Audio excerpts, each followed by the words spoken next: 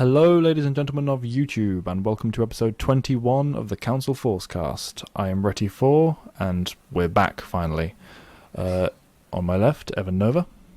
Hi, everybody. Down generally below, Jen Sarai. Hi, everybody. Antoine Bondelet. Hey. And above, returning to us, hopefully for the future and all of permanence, Grey Jello 91. Hello. Yeah, okay, fine. How was that? How was that wrong? Oh wait, We're not going what for are we the doing? fancy Are we intro, putting that's our fine. pictures like inside each square? Is that what's happening? No, we're showing it up now. Okay. Okay, guys, so basically what you're looking at right now is a work of art we had created for us by Ryko Illust. Very good artist on DeviantArt. I highly recommend you go and check out their work. Again, you probably saw it for the intro. We're not really sure we're going to put this out of this video, but here it is again now. Hope you enjoy it. We're really happy with how it turned out. It was kind of all of our collective designs. But today, more importantly, we're talking about Darth Plagueis, introducing our new sort of segment episode style of the all-important canon for the Legends material, which we're going to call the Legends Archive, right, guys? Yep. Yes, the First Legends Archive. episode of the Legends Archive. Finally getting to it today. Yes, and we'll hopefully be kind of bringing in a more permanent upload basis for us as the Forcecast, because it's something we can talk about on a regular basis, basically. So today we're going to be doing the first act of the Plagueis book, and a general review of it in our usual style, followed by...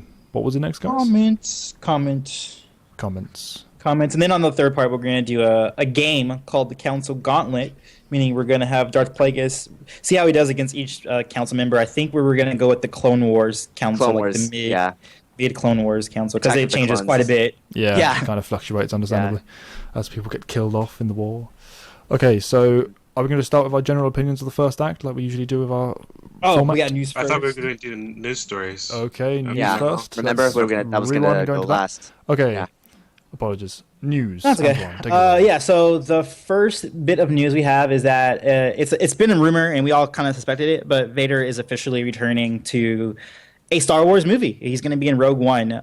Probably going to be in the third act, I would suspect, especially considering, he's in the first act of A New Hope and going on. So he's probably going to be there trying to stop the rebels from taking the Death Star plans. So how do you guys feel about that? Well, it's like you said, we all knew this was coming, so it's not a huge shock, but it all depends how they handle him, as far as my opinion goes. Well, I'm always happy to hear James Earl Jones getting work, because of course they're bringing him back to voice him. Yay. But personally, I'm just so disinterested in Rogue One that I don't really care. It's like, okay, great. Moving on. And you, Matt?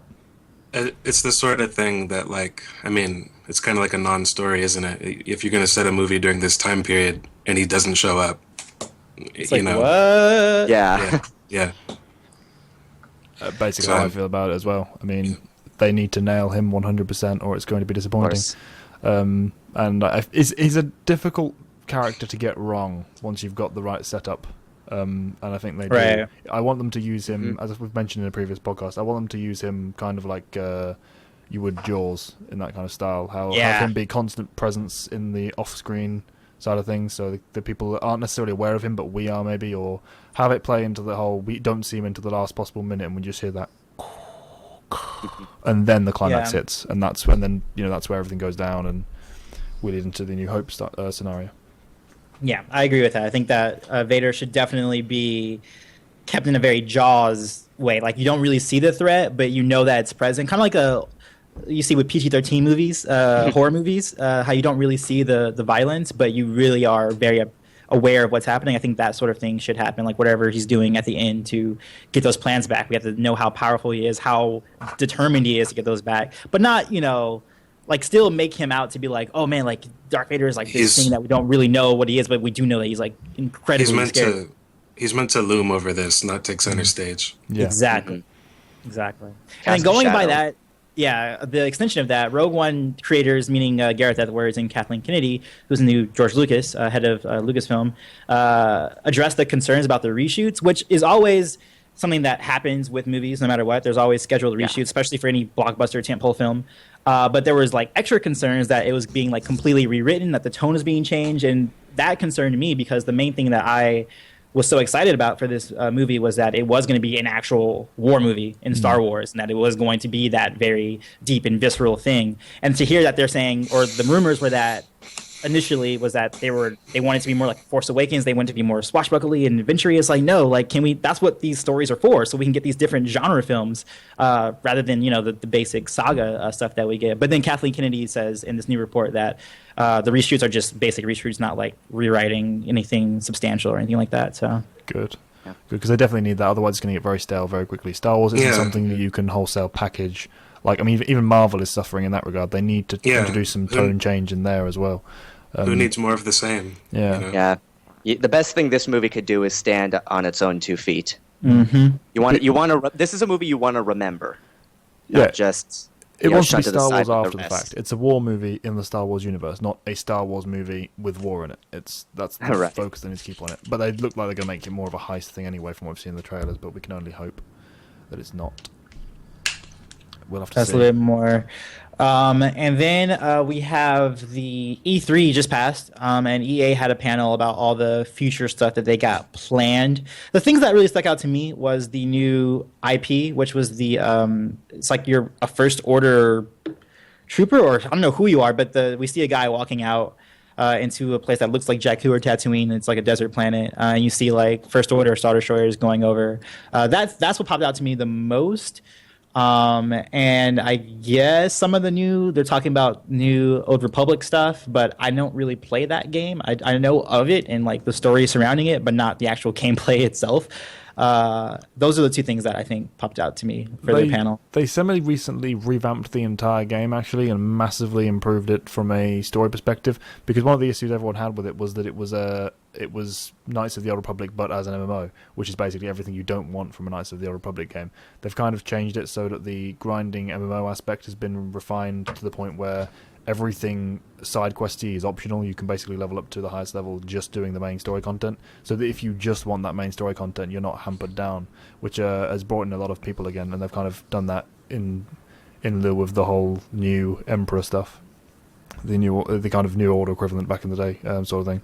And I've not played it. I've not jumped back onto it to check how that's working, but from what I've read, it's been well received. That's good. Yeah, that's some good news in the Old Republic front, at least. Yeah, and they had some footage for what looked like a Battlefront 2, because they had some First Order stuff. Because like the lady, I forget her name, the main lady who does Battlefront at EA, she said that they were finally going to go to different eras of Star Wars, which finally. baffles me. I mean, I kind of get the not including Clone Wars, but to not include Force Awakens material like really, really baffles me. If that's what their whole, if they were like trying to make money based off like the new stuff, like for them to not have Force Awakens stuff was like really strange. It would almost certainly have been an assets issue. They had to reuse assets they'd already built for the game as much as possible, because it's extremely expensive doing that photorealistic kind of effect. Right. They had to make. That's why they had so much little content in the first place. Most likely, anyway. Obviously, I'm not actually there, but I would assume that's the reason. But they need to do it. I mean, the amount of hype people are showing for is it the Galaxy of Heroes? I should know the name of it. The Battlefront, Battlefront 3, Galaxy of Heroes, I think it is, currently going on Steam for free, basically. Just someone who's modded the original material for Battlefront 3 before, way back when the actual game we wanted originally. Looks like it's going to be released on Steam soon for free. So check that out, guys, if you haven't seen it. But the amount of hype and support that's been getting, they really need to kind of do something to counter that, because they didn't really release a very big game and people are kind of already burnt out with it. So they need to do something with and that. then I actually skipped a Rogue One story. One of the Clone Wars characters from season 5 is coming back, Saw Gerrera, which is actually very funny. That last name is very much in Spanish. It's War is his name. So like that's the typical Star Wars, like very obvious on the nose name. Yeah. But, it's cool that they've been doing that very well. I feel like thus far, keeping. Integrating characters from different material into all, like for instance, I'm reading Bloodline right now, and they kept Yendor, who was like a really small character, who was like this Twi'lek that was fighting with Thane and Lost Stars, and he's like in the book right now. And then like they have Captain Sloan, like she's in everything. She's like in the Kanan comics. She was in Lost Stars. She was in the first book. She was in A New Dawn. Like they're doing really good about keeping characters in each story, like in making it, a complete, It universe. does definitely feel a lot more like a flowing narrative with the whole universe and the integration, which, like the stories or not, is something you got to give it credit for. They've been doing that a lot more lately. They've already stepped up a few times as well, though, so it goes hand in Well, hand. Yeah. True. But they haven't been integrating a lot of characters into a lot of stories. The question is whether or not they can keep that up for any great length of time. We'll have to see how that progresses. But from what everyone said in discussions we've had, they seem to be doing it relatively well. I've not been keeping up on the comics at the moment.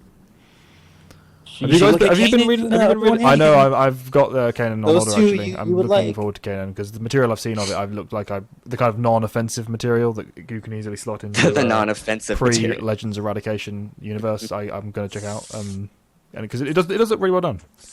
Again, it's also really good comic, just really made. Yeah, it's just not worth the sacrifice or anything. Have you guys been reading that, Matt and Connor, or at least some of it? I'm not boycotting it. I've been busy, but I haven't. No. Not boycotting it, more so can't be bothered. I flipped through some of the Darth Vader trade paperbacks at the bookstore, but I haven't actually picked up anything. Yeah, I just haven't got around to it yet. That's why I've been putting it off.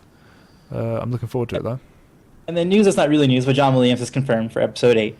Which, I'm pretty sure no Who one saw was that worried coming? about that not being a case. Yeah, I mean, who saw it coming? Please do better this time. Yes. Yeah. Yes. Have more than Memorable one song music. be memorable, and that's a good start. Because me and Evan agreed that we only remembered Ray. The other people, you guys were like, you don't remember anything. Yeah, No, well, I remember a bit of Ray, but that's only because it's the only thing that stood out. Yeah. That's because it was the only thing that really stood out, at least to me.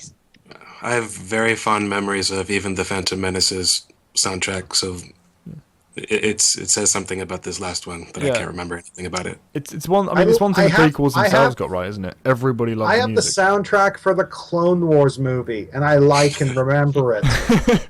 And I haven't even bothered picking up the soundtrack for The Force Awakens. I'm just neither have I. But I did. Nope. I was on an airplane and I was listening to it because they had it for free, like on the airplane. And I was like, oh, it's actually not that bad. But I feel like it just wasn't utilized as well as it could have been within the movie because I think it was either really undercut or it just wasn't played up as much. Because when you listen to it on its own, it's actually just like another John Williams, score. But I just feel like the movie itself overshadows it. It was ambient. That's the problem. They didn't have any great theme playing with the climax and everything. It wasn't like it. Whereas you look at New Hope and how that worked with the whole music just playing into every moment, pretty much.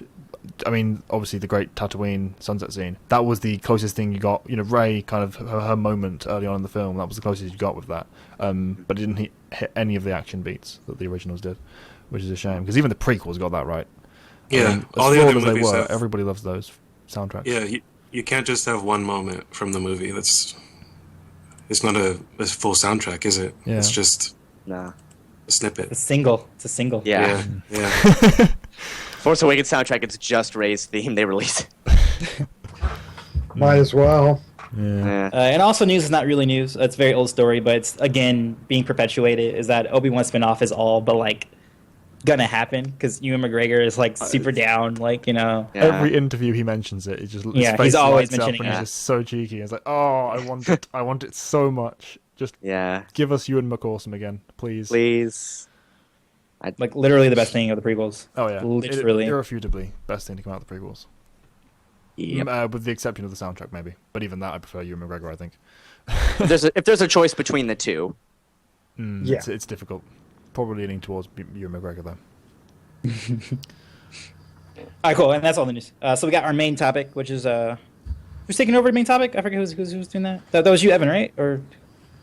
Well, we already introduced. Oh, you introduced it. Okay, yeah. So we're talking about Darth Plagueis, Part 1, Enlistment.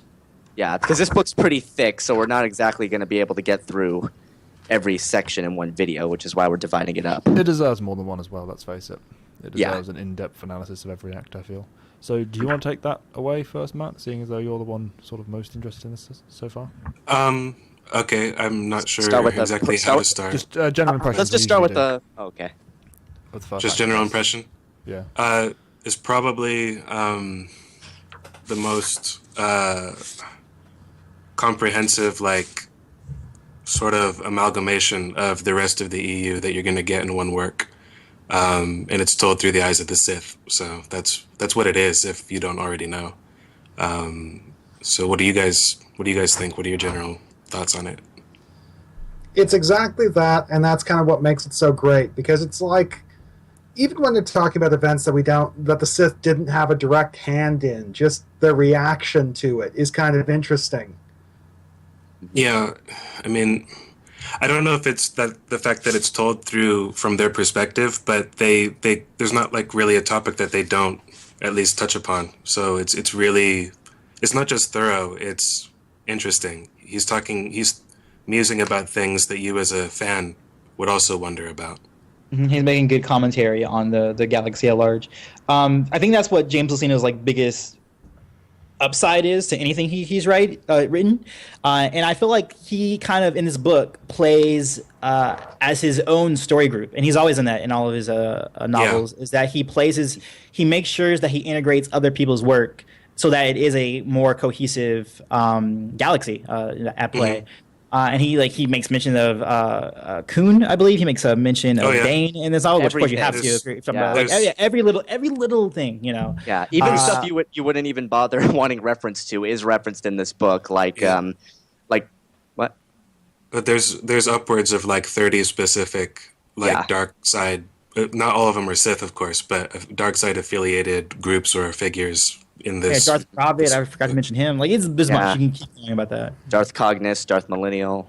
Not even the big characters, though, just the little stuff like, the brand of Tabanagas made on this planet for this reason. And I mean, just look at Naboo. I mean, it turns the Blossom Wine and the architecture and the spaceways. And the previous war with the Gungans and all that. Yeah. And the whole like just the look, trade negotiations. Palpatine's school. But interesting. Yeah. Looking into Naboo history and politics and revealing that this idyllic, peaceful paradise world ain't so idyllic after all. They're got a few skeletons. A few skeletons in their closet. At one point, it's not in this part of the book, it's fairly late in the book, but Plagueis says something along the lines that he sort of finds like a beautiful irony in the fact that the dark side should be hidden on such a beautiful planet. So it's very much kind of plays into the whole ideals of the Sith, hide in plain sight. What you least expect could hide something dangerous. Yeah, and there again, the book highlights the sort of evolution of the Sith, going back from Bane's time, where they were just sort of dark warriors, and turning them into more the evolution of the rule of two, essentially. Yeah, like they're not just hiding in plain sight. They exercise their power differently, and they don't just appreciate that about themselves. The reader does, because he explains why the old ways failed, and you can observe through them just how much. The thing I like about this first part of the book is that the book is called Darth Plagueis, but spoiler alert, Palpatine's in it, right? So after a certain point, it's fully Palpatine's story almost. Like, does anybody disagree? Like, if you look at the halfway through part 2 and 3 is Palpatine. It's at least equal parts his story. You know what I mean? And for this first portion of the book, it's mainly Plagueis' story, and I like watching just how much one individual can accomplish, because he does a lot of his own dirty work himself. He's not like a hands-off desk, behind a desk sort of Sith Lord who doesn't care about what he's doing. He's very passionate about what he's doing. He's a very solitary figure, and hardly anybody knows exactly what he's up to. So he has to do a lot of what he's doing himself, and he's a really proactive character. Yeah, he's very, very proactive, and I feel he's kind of a far cry from Darth Bane, who was a little bit more. I mean, he was trying to evolve himself as a Sith or the Sith Order at large, but he still had roots in that warrior type Sith.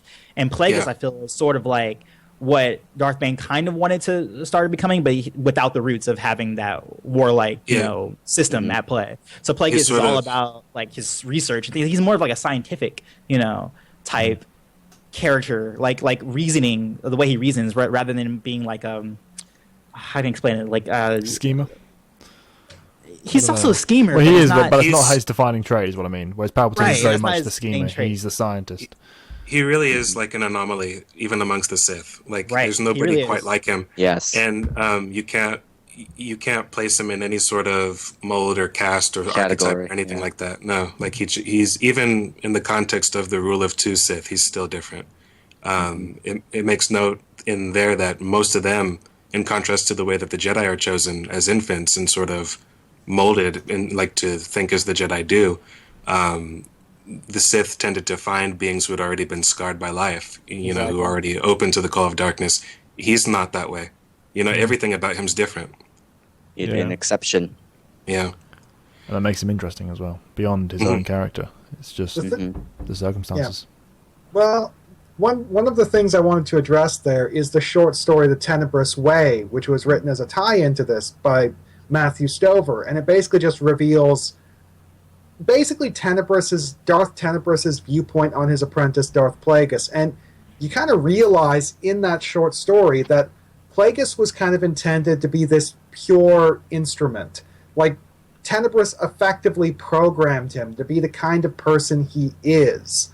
And then the novel Darth Plagueis itself, when you view it from that perspective, what you're watching is almost this machine man following through on his programming. But at the same time, he doesn't quite realize that he's a machine man. Like, so many... Yeah. He fully believes in what he's doing is of his own volition, basically. Yeah. Which, in a sense, it is, but in another sense, it was kind of literally bred into him. Yeah, so much of it is by design. I mean, product of eugenics. Yes. Yeah, which, for if anyone who hasn't read it or just looking at the review, he was actually, conceived by way of Tenebrous's own, experiment. Yeah. He was experimenting with force-sensitive births, Selective breeding. Yeah. And, I mean, that very much ties into the whole, what Connor just said as well, with the whole going through the motions, thinking it's himself, and not realizing till later that it wasn't so much in certain aspects. I mean, he grew up as a child knowing his mum knew about his ways, but didn't realize until later that she was very much part of the plan and in on the plan. Right. Mm-hmm. Yeah, it's like it was sort of later realizations. Which, tends to happen a lot with him. Yeah. And a lot of this also kind of plays into the Sith Rule of Two itself, because I realize that the Sith Rule of Two is a very fragile system, because there are a lot of things it doesn't account for. Like, basically, Darth Vader was the end of the Rule of Two, because the Rule of Two never accounted for a Sith Lord rejecting the dark side and redeeming himself. But in a lot sort of with Darth Gravage, just a little bit. Well, kind of, but still. I'll talk about it in a sense, but But in a lot of other ways, the Rule of Two kind of has its own safeguards built in, because so much of it is based around taking advantage of conventional Sith behavior. Because what this book kind of reveals to me is that there was probably just this endless pattern of apprentices killing their masters and deciding, okay, I'm going to abolish the Rule of Two and just rule forever with my apprentice as my minion. But then the apprentice kills him, but the apprentice decides to do the exact same thing.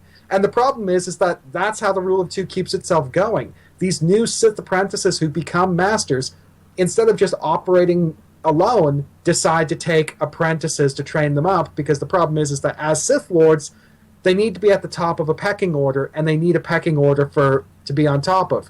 So they need someone to lord their power over. So in a lot of ways, the Rule of Two kind of exploits and takes advantage of the ego of every single Sith Lord. It's like your egotistical actions will feed into the Rule of Two and keep it going even after you fail and die. Genius needs an audience, and they don't exactly have the rest of the galaxy to show it off to, do they? So. Right, they have their own little sect. But I was like I think even Lucino, the way he writes it, makes sense of why it took so long for the Sith to actually do something with the galaxy. Like, you're 1,000 years. It took you guys this long to finally get something done, and he makes sort of a thing about it by talking about Darth Gravid, who was actually wanting to go to the light side. Like, he was like, maybe the whole dark side thing isn't the way to go, and he kind of disrupted the Rule of Two there for a good few years, and there's a lot of lost knowledge too. He makes a specific thing. Yeah, he makes a specific mention of essence transfer, specifically what was a lost technique. Yeah, I think that's also the one little area where that really marked where the Sith Lords of the Rule of Two transitioned.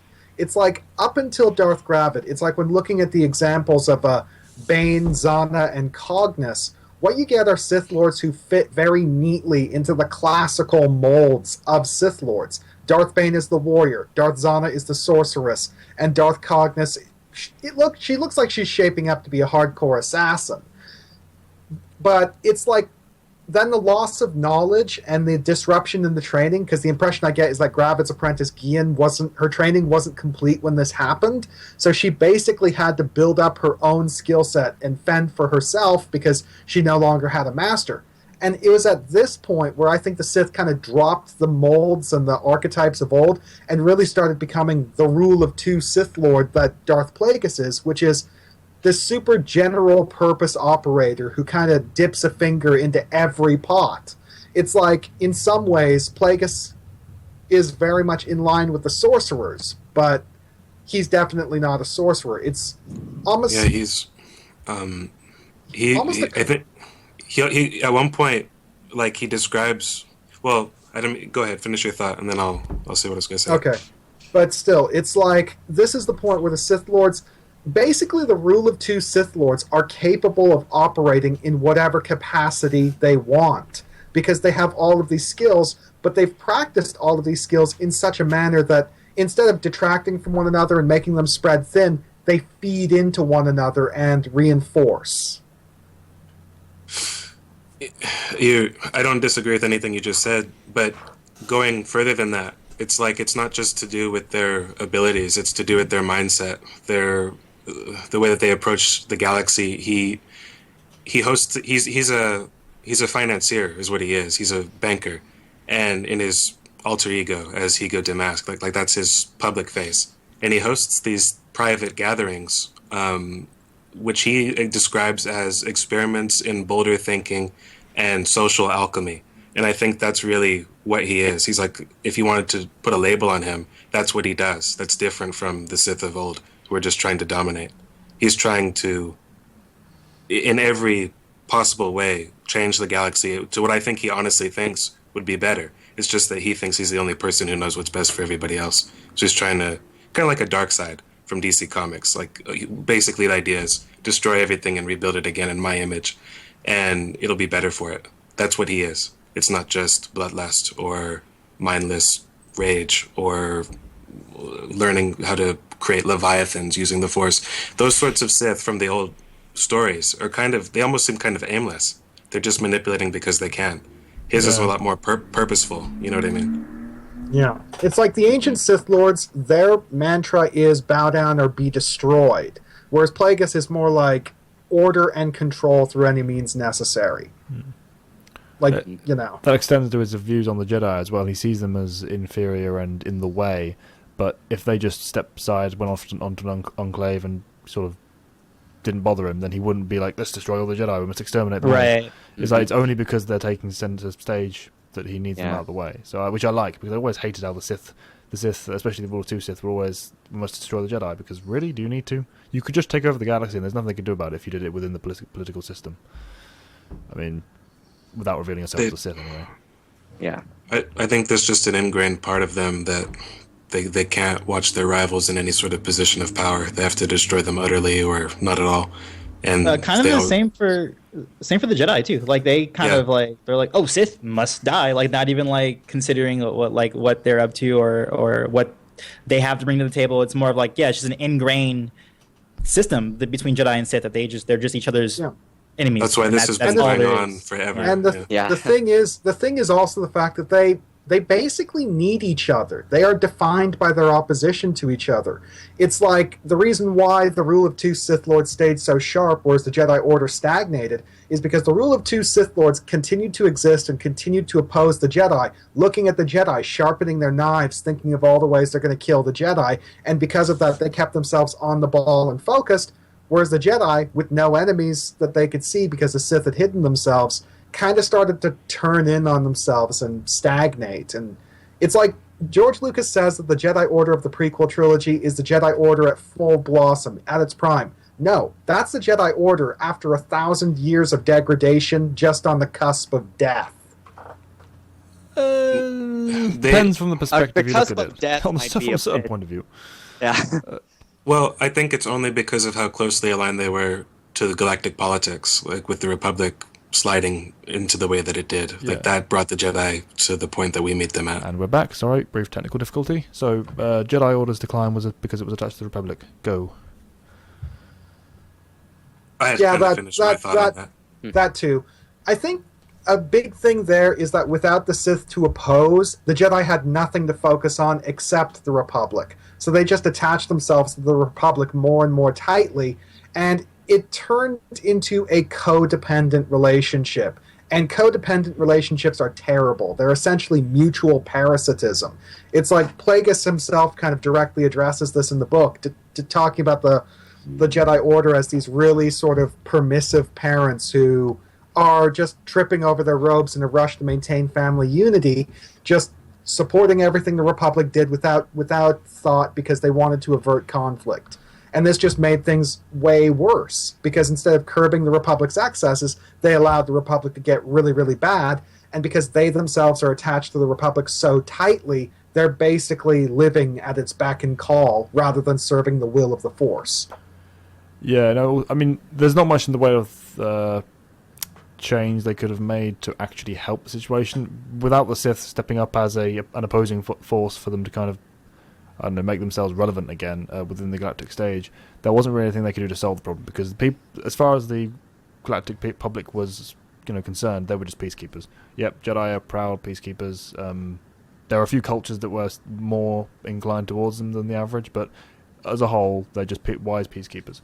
They weren't like these great beacons of hope, because they didn't need to be great beacons of hope in that situation, in the stagnated peace. Yeah. When the Sith step into the light, it's a bit different, but then they're degrading for an entirely different reason. There wasn't really anything they could do about it, short of leaving the Republic entirely, which would have been against their principles. Palpatine has a quote in the Jedi Path, a little handwritten annotation, where he basically counters the whole idea that the book puts forth of the Jedi being viewed as heroes and beacons of morality, and Palpatine's like, no, half the galaxy hates the Jedi, and the other half can be persuaded to ignore them. It's a very Palpatine thing to say. I don't know whether it's entirely accurate. But Well, everything that comes out of Palpatine's mouth needs to be taken with a grain of salt, because he's a self-serving douchebag who probably couldn't tell an actual truth to save his life. But at the same time, he does raise a lot of good, valid points. And I think his whole thing about the Jedi being ignored is one of those very valid points, because it's like you're saying, it's like because the Jedi don't need to be beacons of light and hope and rationality in this peaceful society, most people just don't give a rat's ass about them one way or the other.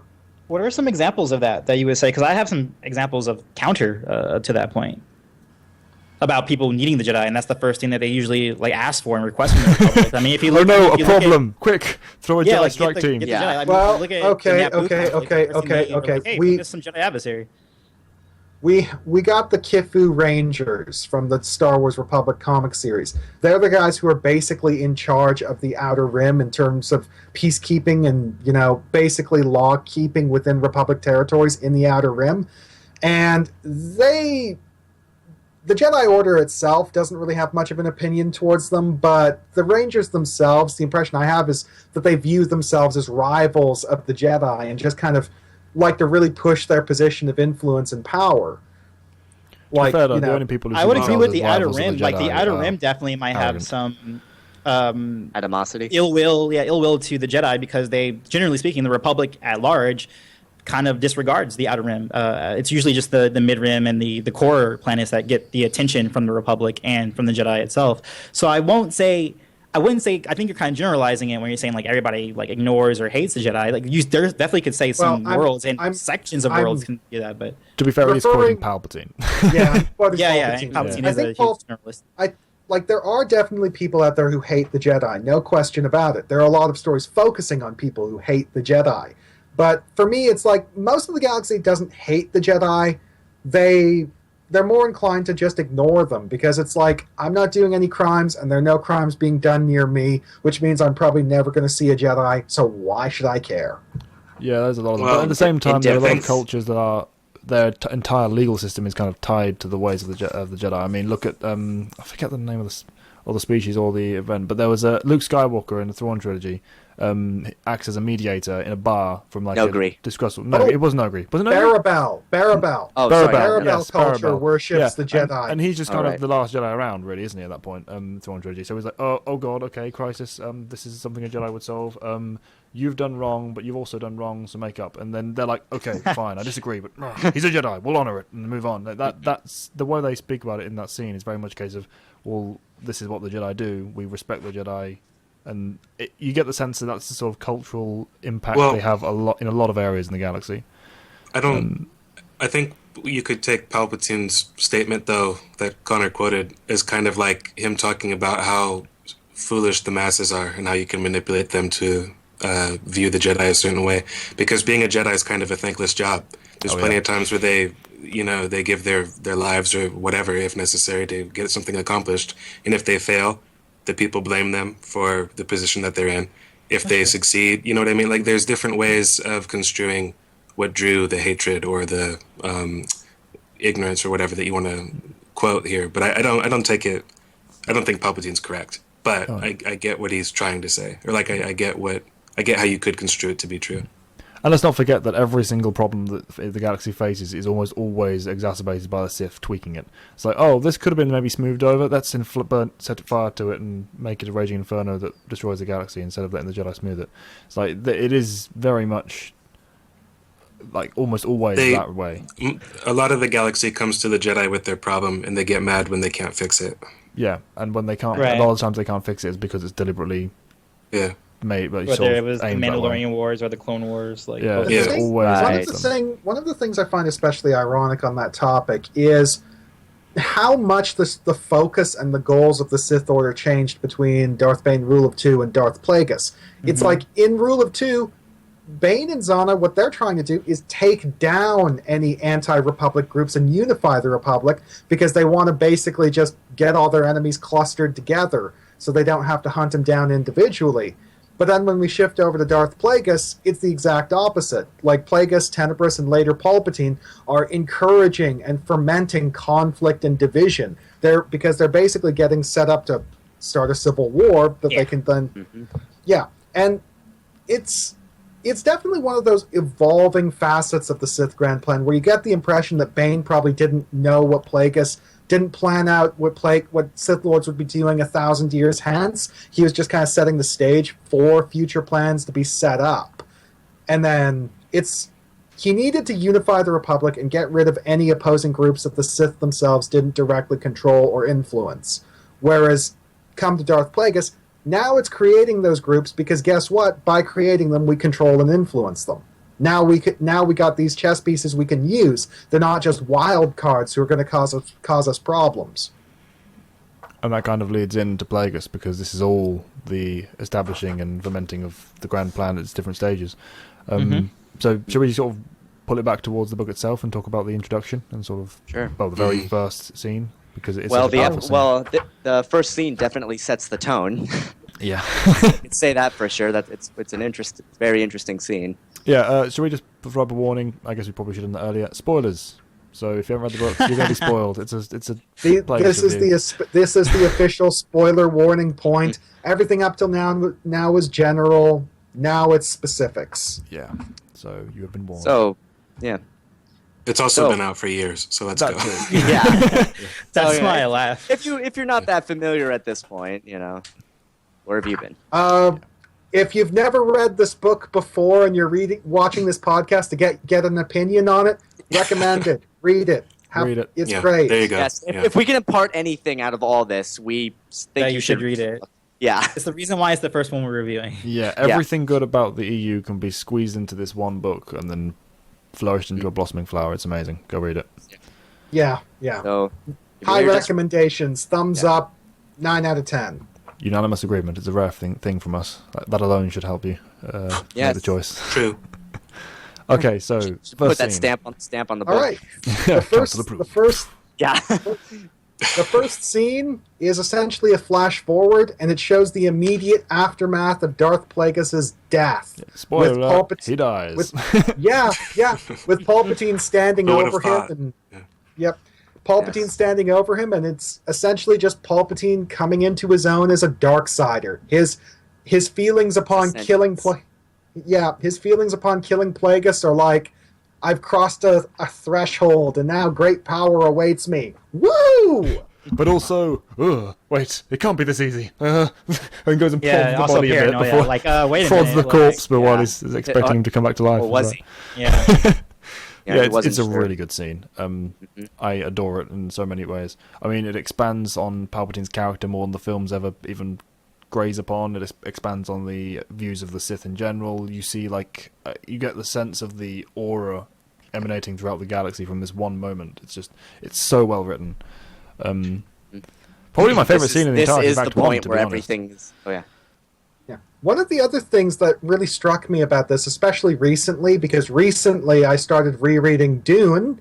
Upload my first Dune video, go check it out. But I was recently rereading Dune, and just reading all of the bits where Paul Atreides is explaining his perspective on the universe. And what struck me is how similar Sidious's perspective on the Force in this chapter is to what Paul Atreides himself was experiencing. It's like you're kind of playing with a Force that in some ways you can comprehend it and influence it and get it to do what you want, but in a lot of other ways it is so far beyond your comprehension and is going to be doing stuff that you can't possibly expect. It's like there are bits in this book where it's like Palpatine and Plagueis are in an intense meditation influencing the Force, and they're constantly worried that the Force will just turn around and kill them, just boil their blood or give them an aneurysm and make them drop dead, like that kind of power and influence. Like that whole being a Force sensitive is to play with fire, is to be born playing with fire and having no say in the matter. You can't Wildfire for ever. a Darksider. Yes. Yeah. I think there's even the quote in the beginning. Doesn't he say something like chance is the one element absent from any periodic table, or something Yes. along those Something lines? similar, yeah. Yeah. Yes, and it's true. He even goes on to say the idea that some secrets are best. What was it? Some secrets are best left unkept, or something like that. I don't recall. It was just him lamenting about always, that one factor that you'll never be able to grasp. It's one of those rare scenes where even just sort of inner monologuing, it goes on and on and on about so many different topics and so many different angles, but it doesn't fall apart or collapse under the weight of its own kind of... They feed into each other and flow naturally one to the next. Yeah. That's the entire book. Like, it doesn't meander. Like, even though it very easily could have meandered off into some pointless, nebulous musing. Yeah. Yeah. Yeah. It's like this big thing. They're going back to Dune again. There's a quote in Dune that I think best sums up, I guess, what the relationship between Palpatine and the Force would be, and by extension, the relationship between those who can touch the Force and the Force itself. And that is, Muad'Dib could indeed see the future, but there were limits to his power. Think of eyes. You can see, but you can't see without light. Just so Muad'Dib cannot always choose to look across the mysterious terrain. They have a different, higher perspective of things, but this perspective has its own limitations. There are I guess supernatural astral terrain on the higher planes that you got to circumvent and deal with. And that's one of the things that this book really focused on. It's like when you're working with the Force, yes, you have access to abilities that other people can't comprehend, but you got to deal with problems that other people can't comprehend. It's a give and take.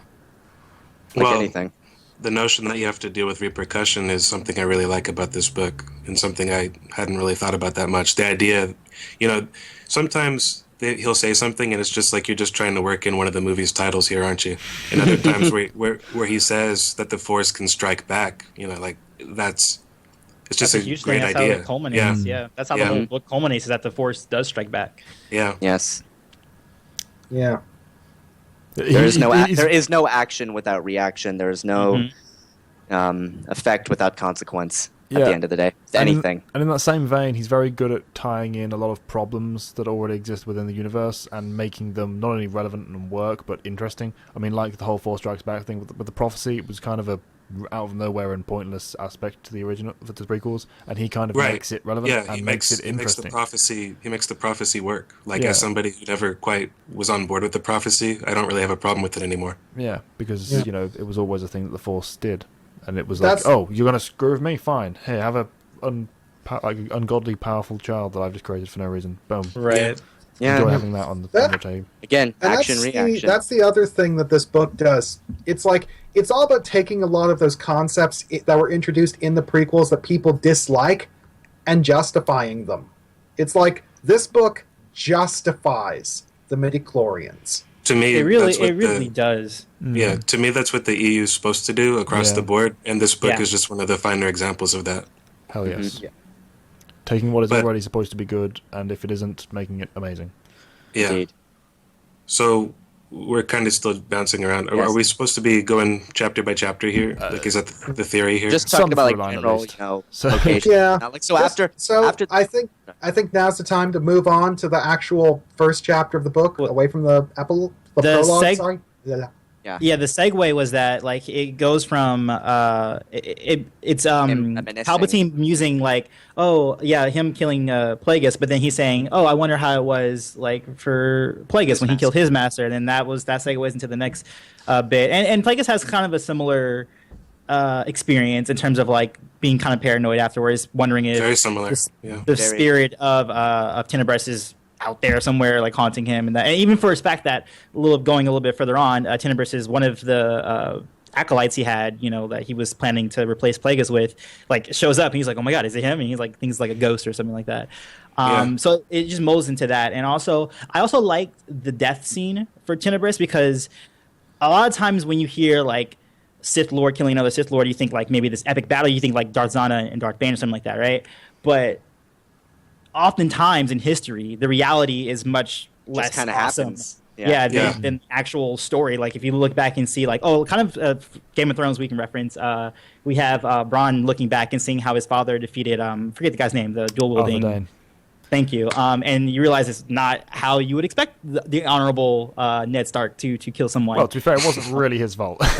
Well, it wasn't his fault, but the story was how it played up. Yeah, it doesn't match up with the legend. Exactly, and this is the same. I like that this is how this death happened. It was just a cave fall, and Plagueis just took the opportunity to be like, oh, this is the time I kill my master. Let me cave in on him. And He also the reality of that, I feel, is so great. It's really cool, but it also kind of isn't his decision. Like, even though it's random chance enabling it, like even the opportunistic side of things, he doesn't think about it. It's like the dark side. Oh, the dark side's telling me, look, opportunity. Okay, it's like he doesn't even go, this is a good opportunity. He just gets prodded in that regard, which is really interesting to me. I actually had to reread it because I was shocked by how quickly Tenebris was dead all of a sudden, and I'm like, well, these two weren't they just working in tandem and like running for their lives? And now he's dead, but he didn't mean to kill him when they came here. So I mean, it was very organic, to the point where it seemed almost like happenstance. And I had to reread it to make sure that Plagueis didn't plan that out, and he certainly didn't. Mm-hmm. Which is another theme in the book, you could say. Yeah, unplanned death. And when you stop and think about it, you realize that most, apprentice killing their master killings within the Sith probably take place in a manner like this or something very similar. It's like, sure, Darth Zana didn't let Darth Bane simply die of old age, but how many apprentices did? Makes you think. Yeah, it's food for thought. And that's also, before we move on from here, I just wanted to say I really like how much information he can cram into a very small amount of pages, because he tells you a lot about the relationship between Plagueis and his master before his master's death, and his master dies in the first chapter. Yeah. So I mean, it's and you still get a good idea of who Tenebris is and what his motivations are. Oh yeah. Yeah. Sure. One of the other things I wanted to mention, just a super little side tangenty thing. I loved the bit when we saw the two Sith Lords running over to the pit and trying to disable their mining probe with Force lightning. Because one of my favorite things is just the Force being used for mundane utility. Yeah.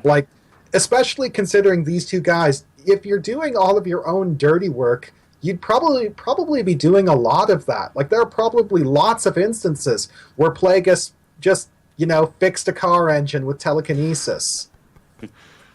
Yeah, shooting it with lightning. That's how I solve all my problems. Lightning. Yeah, well, it was just fun to imagine them shooting lightning into like a pot of magma, whatever it was. Just I enjoyed it. It was a cave. No, I know it was a cave, but I was like, imagine them sort of sitting over a boiling cauldron, just occasionally shooting lightning down. I was like, is that solve the problem? Nope, keep going. I also it. like this is a little bit unrelated, but I like that this chapter also establishes Plagueis' fondness for droids. I was about to say. I was going to bring that up. Yeah. Mm-hmm. So and Tenebris's don't waste your breath. Lack of fondness. Yeah. I think that's another little instance there where Plagueis is kind of showing his colors as Tenebris's machine monster without realizing it, because it's just like people like that probably tend to prefer other entities like that, and in Plagueis' case, that would be other droids. It's like I'm not following. Are you saying that he can appeal to like the? I think what he's saying is like Plagueis can appeal to the linear thinking of a droid and the linear goals of a droid and the pure logic of a droid. At least I think that's what you're getting at, Connor. Yeah, but in the he same relates way, better to droids than people. Yeah, but in the same way, he doesn't do it mechanically. Like it's very much you served us well, droid. Right. Kind of treating them like equals because you served your purpose. You served your purpose. Good for you. Yeah, it's a less compassionate version of like Anakin and R2 or something like that. Yeah. It's the fondness for order versus chaos. Like he understands droids and always will quite easily, whereas the murky, nebulous nature of humanity, or rather sentience, is always like just out of his reach on a grand scale. Mm-hmm. He knows what to expect from droids and no surprises. Yeah, it's the fondness of a scientist. And I gotta say, as a person with Asperger's, I can really understand that kind of mentality and that kind of appeal, because I really like to surround myself with orderly things. Who doesn't? Well, a few people, I suppose, but most people do. We hope. It's just how far you take it, and Plagueis is definitely one to take it extremely far. I mean, it's like Matt said earlier, he's trying to enforce his own perception of order on the galaxy, and droids just take it. They don't, need persuasion. Yeah, you don't have to persuade. You give them a task, and they will do it without question, and they will do it to the best of their abilities, which in the case of a droid is usually quite good.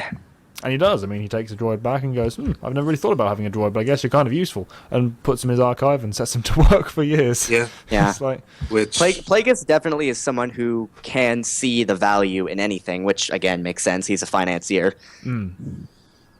Opportunist, but... Yeah. On a financial it's one of those things that kind of feeds into the inherent contradiction of Plagueis' nature. It's like he's a naive cynic. And it's like his willingness and ability to see the value in things means that he is the sort of person who is willing to make decisions on faith, even if he denies that he makes decisions on faith. Because, that's the thing about being a banker. So much of, like, that kind of moving around. Yeah, so it's gambling, basically. And yes, it's like you can do what you can to stack the odds in your favor, but there's always the chance of failure, and you got to be prepared to deal with that. And I don't gamble unless I win. Then it's not gambling. That's another passage from the book. Yeah. That sort of brings us sort of segues into the following two chapters here. Yeah, he escapes the cave after killing Tenebris. Well, should we touch upon, because we get in this section Plagueis' viewpoint on midichlorians first touched upon, and his ability to observe them as Tenebris is dying. Yeah, it's a recurring thing within the book. I think there's plenty of times where it comes up, so whenever you guys want to discuss it, I mean... okay, well, this is just where it's... Because this was just sort of first mentioning. We'll go... Okay. We'll save one more detailed ones, I think.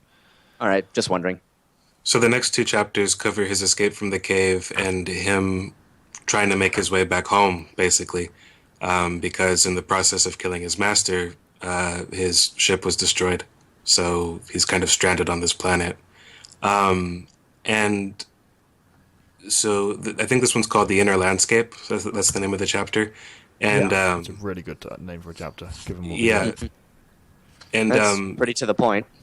Yeah, and it establishes quite a bit about his like sort of some of his practical skills, his ability to rally from setbacks, his ability to cope with physical discomfort, also just how savvy he is, like hacking into information terminals in order to figure out where this ship is going and is it of any use to me.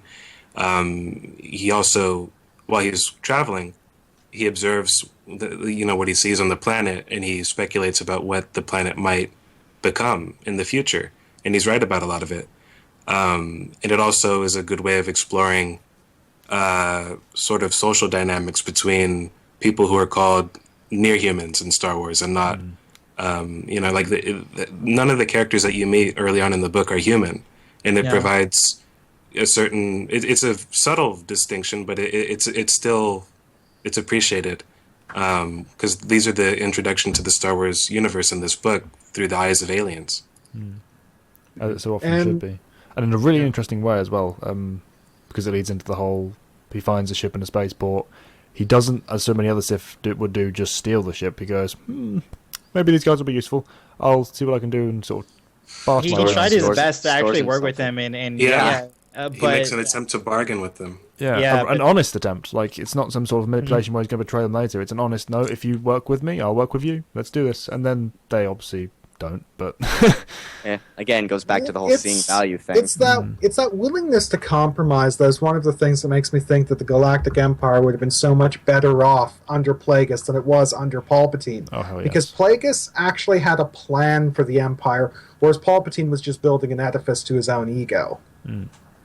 As he often the kind does. of very much the kind of Augustus Caesar feel with Plagueis. Poor management of his legacy, but really, really good management when he's actually alive dealing with the stuff. Whereas I would see Palpatine as being a little bit closer to Tiberius.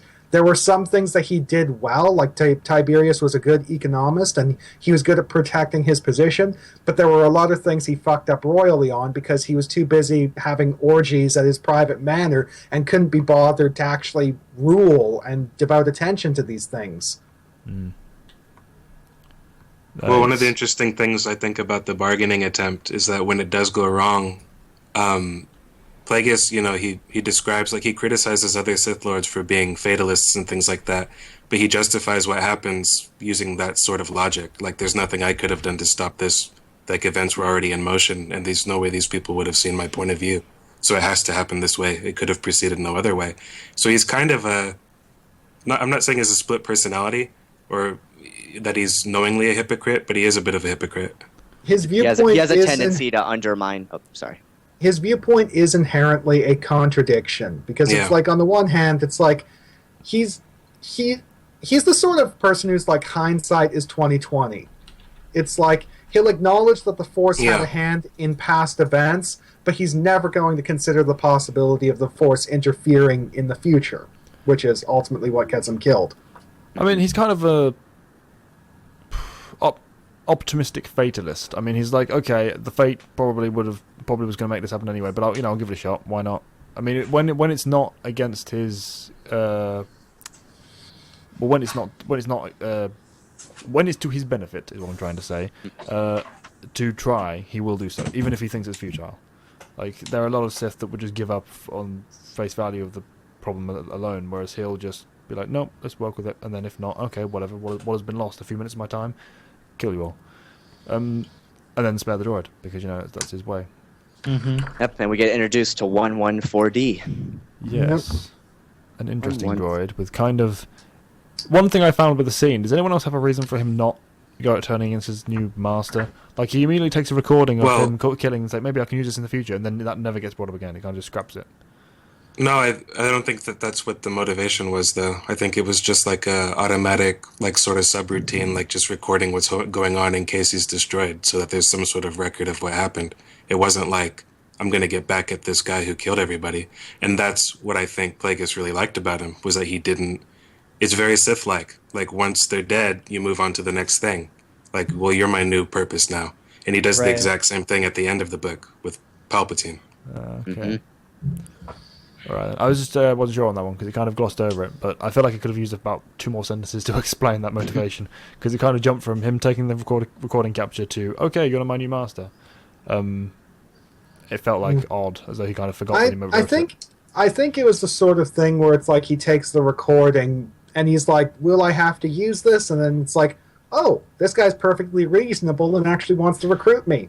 Well, okay, whatever. I mean, I like it. I love the droid and his interactions from that point on. So I don't really care. It was just something I thought I'd bring up. And then, of course, we have a ship full of corpses. Yeah, should we just address the fight scene? Because this is the first time in the book that we see Darth Plagueis in combat. Like, you don't get that many opportunities. Yeah. So. It's only a handful. He's not a big fighter. He actually makes mention of it, not in this fight, but in his next fight. Yeah, we'll get to that when we. Yeah, it's like the whole impression I get from this fight is he's a hardcore combat pragmatist who's willing to do some really brutal things to win. But at the same time, it's not like brutality for the sake of brutality. He's not like Darth Malgus, who's reveling in the bloodshed. He's just like, okay, the most efficient way to kill you is to turn your head around on your shoulders. Well, then I'm going to turn your head around on your shoulders. You're dead? Great, moving on. And then he'll kind of wipe his hands of you like, ugh, so uncivilized. In a similar manner a Jedi would, really. But for an entirely different reason. Yeah. Like, he's an entirely again, efficient fighter, but... Yeah, go ahead. I was just going to say that again kind of goes back to the whole linear mindset. Yeah. The other thing I find similar is that his reaction... Like, I couldn't help but notice a few subtle similarities to Darth Krayt in the basic motivation. It's like he's the sort of person who's willing to kill you if absolutely necessary, but he's reluctant to do so because he would much rather control you. Yeah.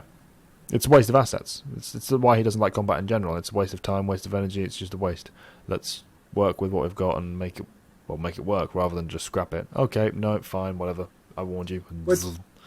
Yeah. Dead. But at the same time, he is the sort of person who understands the necessity of combat, because there are some things that are just so far gone that they can't be repaired, and the only way to deal with them is burn them away with cleansing fire. Mm-hmm. It's the same thing kind of with Tywin Lannister when he finally meets Arya Stark. Well, I mean, I'm just saying, like, when he comes to that camp and they're all like just killing, just executing everybody. He's like, put them to work. Like, Yeah, so what are you doing? Did you ask what the professions are? And then one guy's like, I'm a smith. He's like, the fuck? Like, put in the work. Like, what are you guys doing? Like, he definitely, and you know, Tywin knows what war is. He knows what it has to be done, but he also is practical about it in the same way that Plagueis is, you know. Yeah. And I like that this scene highlights that. Even though he had we got to see both coins of what he is. His combat, how well he can work as a combatant, even though it's not something he enjoys or revels in, but also, you know, his ability to try and control and try to, you know, be diplomatic about certain situations. So we see both coins of his character in that regard. And this whole scene just completely helps for that. Tywin is an excellent comparison, actually, now he pointed out. I actually like Tywin a lot. I know some people really I love him as a character. Obviously not as a person, he's a douchebag, but as a character, he's fascinating and really exactly. Especially with agree. the Arya stuff. And the same goes for Plagueis. Like, exchange Arya for, I don't know, a droid, and you'd have the same scene with Plagueis, really. Exactly. Yeah. I just wanted to say, before we moved on from this, this chapter, like this singular chapter, I think it does bring up kind of one of my only complaints about the book. Or it's not really a complaint. It's more like a warning to like potential readers, is that it's so packed with Star Wars language and alien races, and like it's not all readily, like, just because you see the movies, you're not going to know what he's talking about necessarily. You kind of have to be... He's referring to a lot of very obscure alien species, but the book itself provides no description of what they look like. Right. So you got to know what a Togruta is to know what Captain Law looks like. There's like 6 or 7 characters that speak throughout this portion, so it's a lot of information, and the whole book is like this. So I just wanted to bring that up. The book is pretty much flawless, but it's not for everybody, and this is one of the reasons why. Yeah, it's not for the uninitiated, basically. Right, yeah. And not always, but sometimes I feel like the characters' voices are just James Luceno. Like, it's not actually different character voices all the time. Like, it's not very distinct. It was probably the best with the crew itself, because the crew was, you know, they're kind of like, you know, these brash, the people. But especially when we get into, like, the Bacon Clan and his Homeworld, everybody talks the same. There's not very much difference in their speech patterns, and which I don't think is one of Lucino's strongest points. I think his strongest points are his world building and really understanding like interactions within people, but not so much characters themselves in terms of characterizing people. Yeah, you know? He's better at speech. Yeah, he's better at writing. He's better at writing an internal monologue than dialogue. Right. Yeah, Exactly. Dialogue is definitely his weakest point, and it's not to say it's bad. It's just it's passable. Yeah, it's not bad. It It's stands just out for how underdeveloped. not amazing it is compared to everything else, if you know what I mean. Right. And you're right about the voices, that people do kind of start to sound very much the same in how they speak through most of his works. It's not so bad with the kind of Muun sort of environment, because the sort of species you would expect Very to almost structured. all be the same. It's like it specifically notes in the book that if you've met one Muun, you've met them all. Muun. So I'm saying Muun. Oh, Muun. Yeah, Muun. Muun. So it kind of doesn't matter there, but when you get to Naboo and they kind of still all have the same sort of voices, yeah, definitely it's a problem. But all passable at least. That's kind of an area where the audio drama kind of helps. Yeah, it really does. Yeah. Yeah. Oh, just talking about the audio drama. One thing I got to praise is the voice actor Daniel Davies, because his Plagueis voice is just pitch perfect, spot on. When you're listening to the audio yeah. drama, there is no question in your mind. This is what Darth Plagueis sounds like. This is his voice. This is Darth Plagueis speaking. Amen. Very good. Where No were question we? there. He's just killed everyone on the ship. He's got He gets the droid he in gets his back archive. to He gets back. yeah. So he gets back to Munilist, and we see the rest of the Bacon clan, as well as Plagueis' own personal quarters / lab.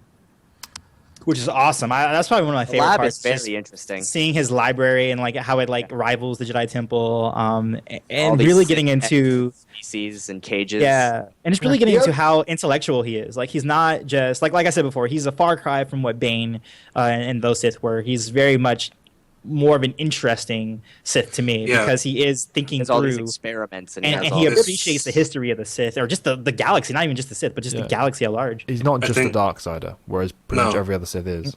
It's just a dark Yeah. sider. Yeah. I think this chapter is called Homecoming off the top of my head, and Yeah, it is.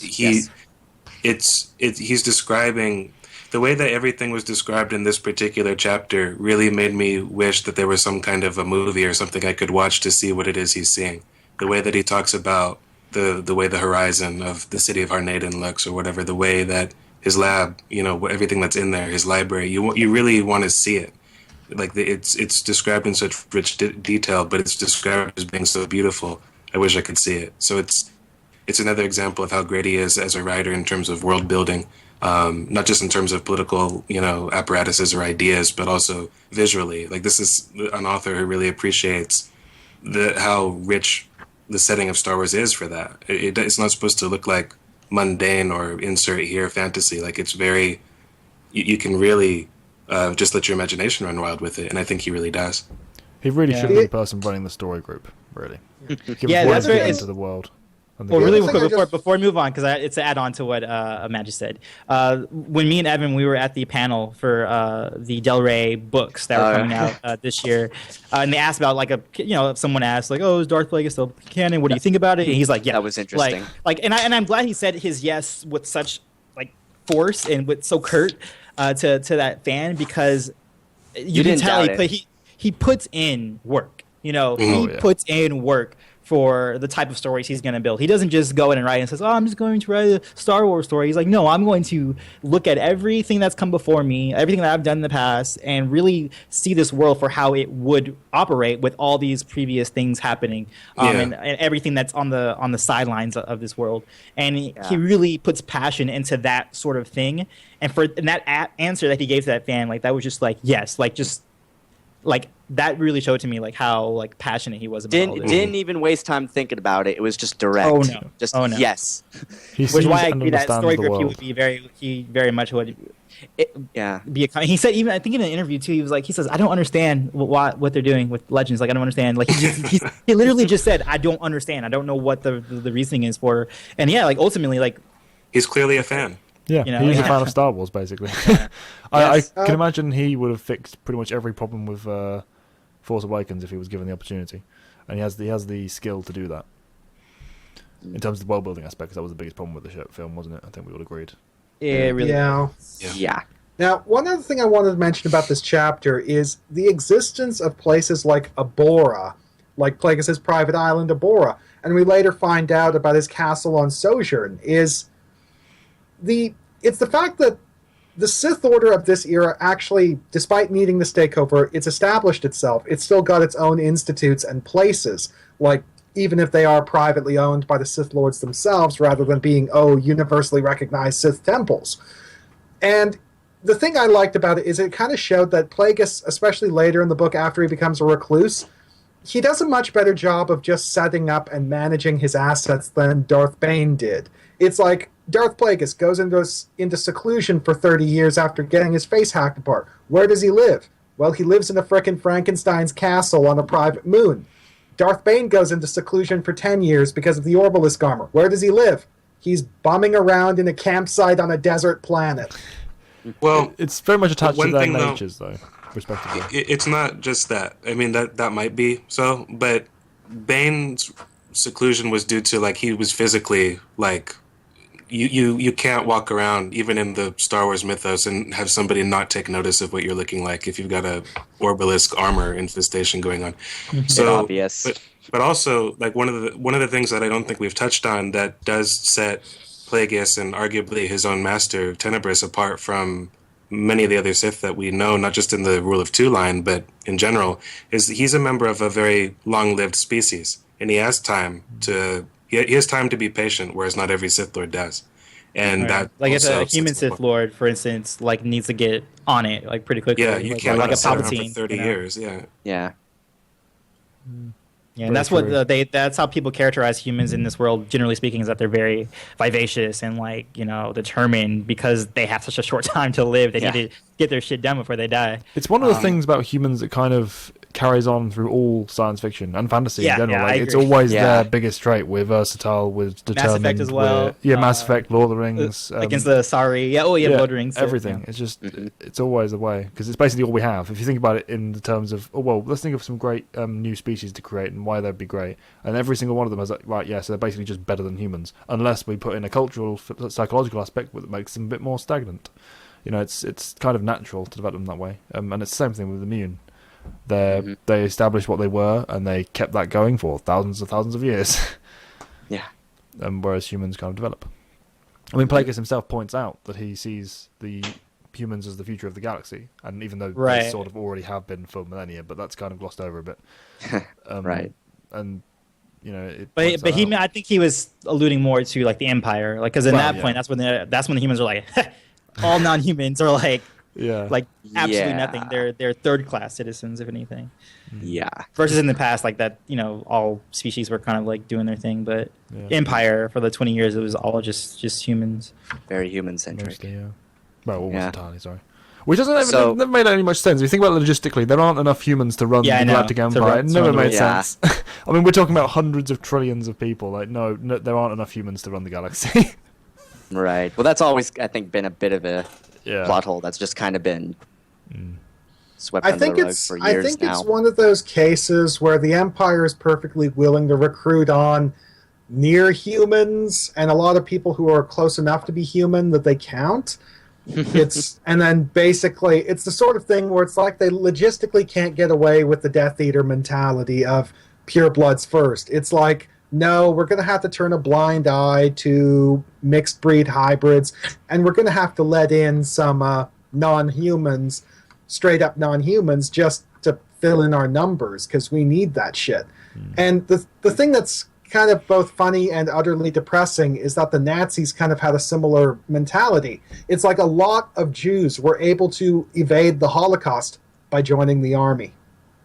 A lot of horrible things from all walks of life, history, fiction of all kinds. Everything always comes down to practicality because you can't escape the reality of your situation no matter how much you want to. Yep. So they have to make do. Yeah, that's why you can't Wizards get... and Muggleborns. Yep. Yeah, that's the reason why you can't get away with making your decisions on the basis of principle. Because principles are nice, but they don't take into account the circumstances. Or Only plot take you so convenience. far. Same with plot convenience. As most Indeed. of the reasons Star Wars has flaws. So moving on with that, we get into the gatherings. Yes. Yeah, the Sojin. parties and things he had. Yeah, which Yes. are eclectic to say the least. Yes, these aren't exactly parties I'd recommend No. for most people. This is one of my favorite parts of the book because like it touches on so many, like this sets up everything from. It even like makes mention of characters like he was talking about like I think it's actually the previous chapter before you get to the stuff in the gathering. But when he's on that space station, he's talking to a Doug named Darnata, and if you've read like the old Darth Maul comic, like you know that guy becomes a Black Sun Vigo later on. Like so, all this stuff it references all the sorts of stories that I grew up reading during like what I consider to be the heyday of this EU. You know, and it sets up things like the start of the Bunta Eve Classic, or the Inchori uprising, all that stuff. Like this is one of my favorite parts of the book for all that reason, for those reasons. Gardula For me, actually shows up too. You know. Gardula, For me, the thing I love about this is just how close this is to a lot of conspiracy theories about secret societies. Like these secret societies who basically just join up for big fucking sex parties and, you know, just partaking in all manner of depravities while quietly doing their own evil backroom deals. And it's just like, yeah, Star Wars has its own circle of people who do that. And here's where they hang out. They hang out in Darth Plagueis' crib. So, Sith he does seem like Sith the Mardi last Gras. person to be hosting a party like that too. Yeah, Like- but again, it's practicality. Which is why no one He would knows- suspect it. It's you know? it's, Exactly. al- Asset like, management. it's almost like Plagueis is an evil Gatsby. Basically. Huh. Yeah, no, evil like robot Gatsby Gatsby. himself does not care for the party, but he knows that it's going to bring him influence and will also get the affections of It his is natural exactly love. what- Yeah. But Yeah. still, it's like in a Anyway. lot of ways, Plagueis is kind of like an evil, supernatural Jay Gatsby. Wow. I'm never going to be able to unsee that now. Just Leonardo DiCaprio as Oh, Plagueis. No, he can play No. many things, not Plagueis. Yeah, that might be a little bit out of his jurisdiction. All right. Someone has to do a fan art compilation. Just Jay Gatsby photoshopped into Plagueis. Grey skin and everything. Oh god. That'd be But great. yeah, you're not wrong. You're not wrong. I mean, the party for him is very much asset management. It's a case of okay, Right. let's get everybody Exactly. together. Let's get the practical side done. I don't care for all of this, but they do. So whatever. Let them have their fun, and I'll be in the back room organizing He all the does. deals. He does muse a bit, though, how secret Sith symbols and traditions have been covertly woven into many of the practices at the gathering. So Yeah. he does take some pride in that. He's not completely indifferent. Yeah. It's mentioned that they got exotic dancers here, and I just kind of got this image of these exotic dancers that are just prancing around in these outfits. They're like someone took Exar Kun's outfit and turned it into a Vegas showgirl getup. Sith Oh, my. tattoos like Darth Maul Yeah. style. I wouldn't be surprised. Yeah. Plagueis' style. They never really do outline what the rituals are, which is a little bit of a bummer. Yeah. It The impression it just kind of makes you wonder what kind of Sith rituals could you put into a general sense without them being recognized as Sith rituals? Well, to be fair, Probably- most people wouldn't recognize them if they saw like even a ritual taking place in front of them. So it's not. No, True. yeah. It's, It but could be it's- as something as simple as the lyrics to some song spoken Yeah. in an alien language. It could be whatever. True. Like I got the impression that was just him fucking around with the galaxy because he could at that point. Yeah. Like, there's no Right. reason for him to do that. That's just him being Plagueis being a troll. yeah. But yeah, I like how it leaves it to the imagination though, because obviously with the way Lucino writes, it's very much like you say, all of the detail crammed into one page, but organically. So he can't do that 100% of the time for every little thing he mentions. So he has to leave some, like with the species, he can't describe every species you encounter because he's constantly using them. So he just goes with the fact that you know who these are, you got your fans, you know what the species are, and it works for this sort of thing as well. You leave it to the imagination, and you have the assets to make it work. So do it. hmm Yeah, and then the biggest thing about this chapter, I suppose, is that this is what alerts Plagueis to Naboo. Yes. Yes. It's the first time that there's a mention Yeah. of the material there. It's- Yep, he finds out about the plasma reserves there. It's like, for everyone who doesn't know, that big industrial facility that the Duel of Fates takes place in is a plasma refinery because that's Naboo's primary export. They mine plasma deposits in their crust.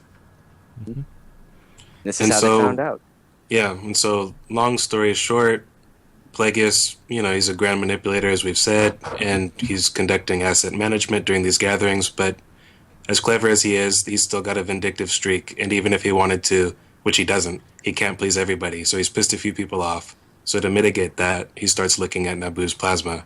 That's mainly like I like that him going to Naboo. Like we're not doing that because there's a few chapters until we get there. Yeah. But I like that his interest in Naboo had nothing to do with an apprentice or looking for Palpatine. Yeah. That just kind of Just fell into his lap. business. It's one of those examples just with business. the grand epic story plot being coming from a small motivation and developing naturally. Anything else would have felt too contrived. Yeah, but it made sense, and the way he explored it was really interesting. It's just classic Lucino, really. Everything about this book, including that thread. So yeah, it's basically a business arrangement. He needs to get interested in Make this a deal with deposit to basically appease the people he's pissed off, without causing any wrinkles in his plan long term. And goes, okay, fine, we'll look into the plasma repository, and then takes it all legitimately as well. Like, this isn't underhand black market stuff. Like, he's looking at it from a business banking angle. So he's all. That's another thing about the book we haven't really touched on. He's not just Plagueis. He is Higo Damask. He's more interesting so to me that, when he's Higo. He's more Higo than Plagueis in general. But most Sith, they just use the mask and take it off the second they walk in their house door. But he doesn't. He blends them together. Plagueis is Higo Damask for him. It's not two different personalities. Yeah, that's the thing. It's like Plagueis isn't some split personality. It's like he is very much a single cohesive individual. He just happens to have two names that he switches between based on the situation. And it's like sometimes he'll pull his hood up and try and look really menacing.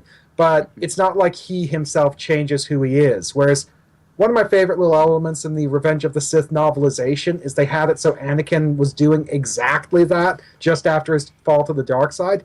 It's like he was basically just trying to create this split personality that is Darth Vader and just use that thing within him as the instrument to commit all of these atrocities and the scapegoat, so that Anakin could tell himself that, no, I didn't do anything, it was all Vader. Yeah, separating him from it. And then the most Sith go the other way and sort of they want to scrap their past, like Bane. No, he was weak. I hated him, my previous past.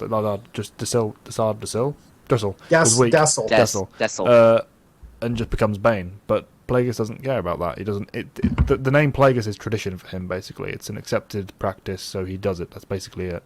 He would just call himself Higo Damask if it wasn't like a previously established rule. If you know what I mean. Mm-hmm. And it makes him so interesting compared to other Sith. He's just a fascinating character.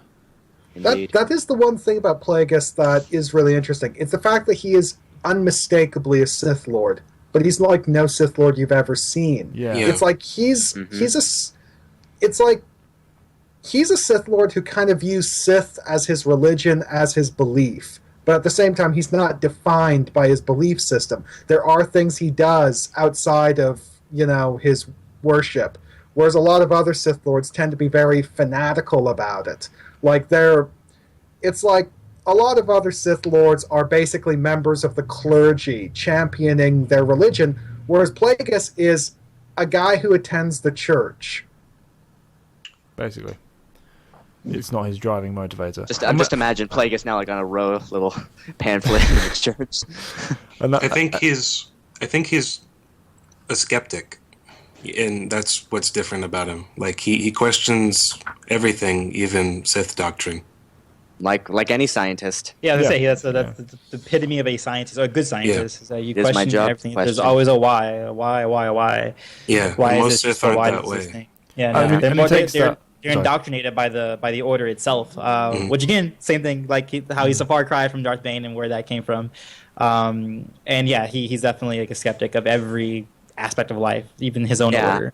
I mean, he even kind of disses Darth Bane himself more than Many once. times. Yeah, several times. I mean, look at the way he takes the rule of two. I mean, he's trying to get Palpatine to work as an equal. He's not trying to undermine him and then get him to kill him and so, the typical rule of two stuff. He wants them to be partners leading the galaxy. Nice move in theory, but really, really poor Really execution. nice in theory. We'll get to that. We'll get Terrible to that. execution and terrible choice. Yeah. It's like, if terrible you choice tried of a that same person. sort of thing with Dooku, Dooku would have been receptive. Dooku was Yeah, a yeah, good- Dooku and totally he wasn't had the receptive. opportunity. Yeah. Yeah, Which is he another had thing him they kind of available. touch upon too, with Plagueis' whereas- interactions with Dooku. Yeah, but we'll get to that Yeah. later. Yeah. Yeah. Palpatine But anyway- is just too much a walking ego. Yeah. But next, like chronologically, I guess the next biggest thing is the attempt on his life, I suppose, at following the gathering. The second, the first, I guess, not Wrinkle the in first the fight, plan. but the first fight First with lightsaber duel. Yeah, Yep. and only Yeah. lightsaber Yeah. duel. Pretty much Oh, the only Oh yeah, real actually, one. yeah, only lightsaber duel. Yeah. Yeah. Yeah. It was actually a moment that I felt. I think I told you guys after I'd read it that while it made perfect sense to happen the way it did in the book, it kind of stood out to me from the usual style. Like it kind of came out of nowhere. Literally, just Well, kind of literally, just come. Yeah, that makes sense within the universe. That sort of thing happens, but it Right. didn't seem to mesh with the flow of the story at the time for me. I was wondering if any of you had that feel. I didn't say it was detrimental or anything. It's just I suppose. I stands think out from where I the think book I agree with you. is. It just doesn't bother me. Yeah. It's Like, not like in it made it- retrospect. It felt I like actually- the most out it's- of place thing in the book. I think I agree it does stick out like a sore thumb, but in my view, that's actually kind of what makes it work so well is the fact that it does stick out like a sore thumb because it kind of It's so represents what against- it's. Yeah, It's it so kind of against Plagueis' own expectations. yeah. Right. It kind of represents what it's actually like to have someone make an attempt on your life. It's like if the person who wants to kill you is smart, he's not going to announce his intentions. He's just going to pop up out of nowhere and knife you in the back, and that's kind of what Venomous does. It's like Sorry. Nope.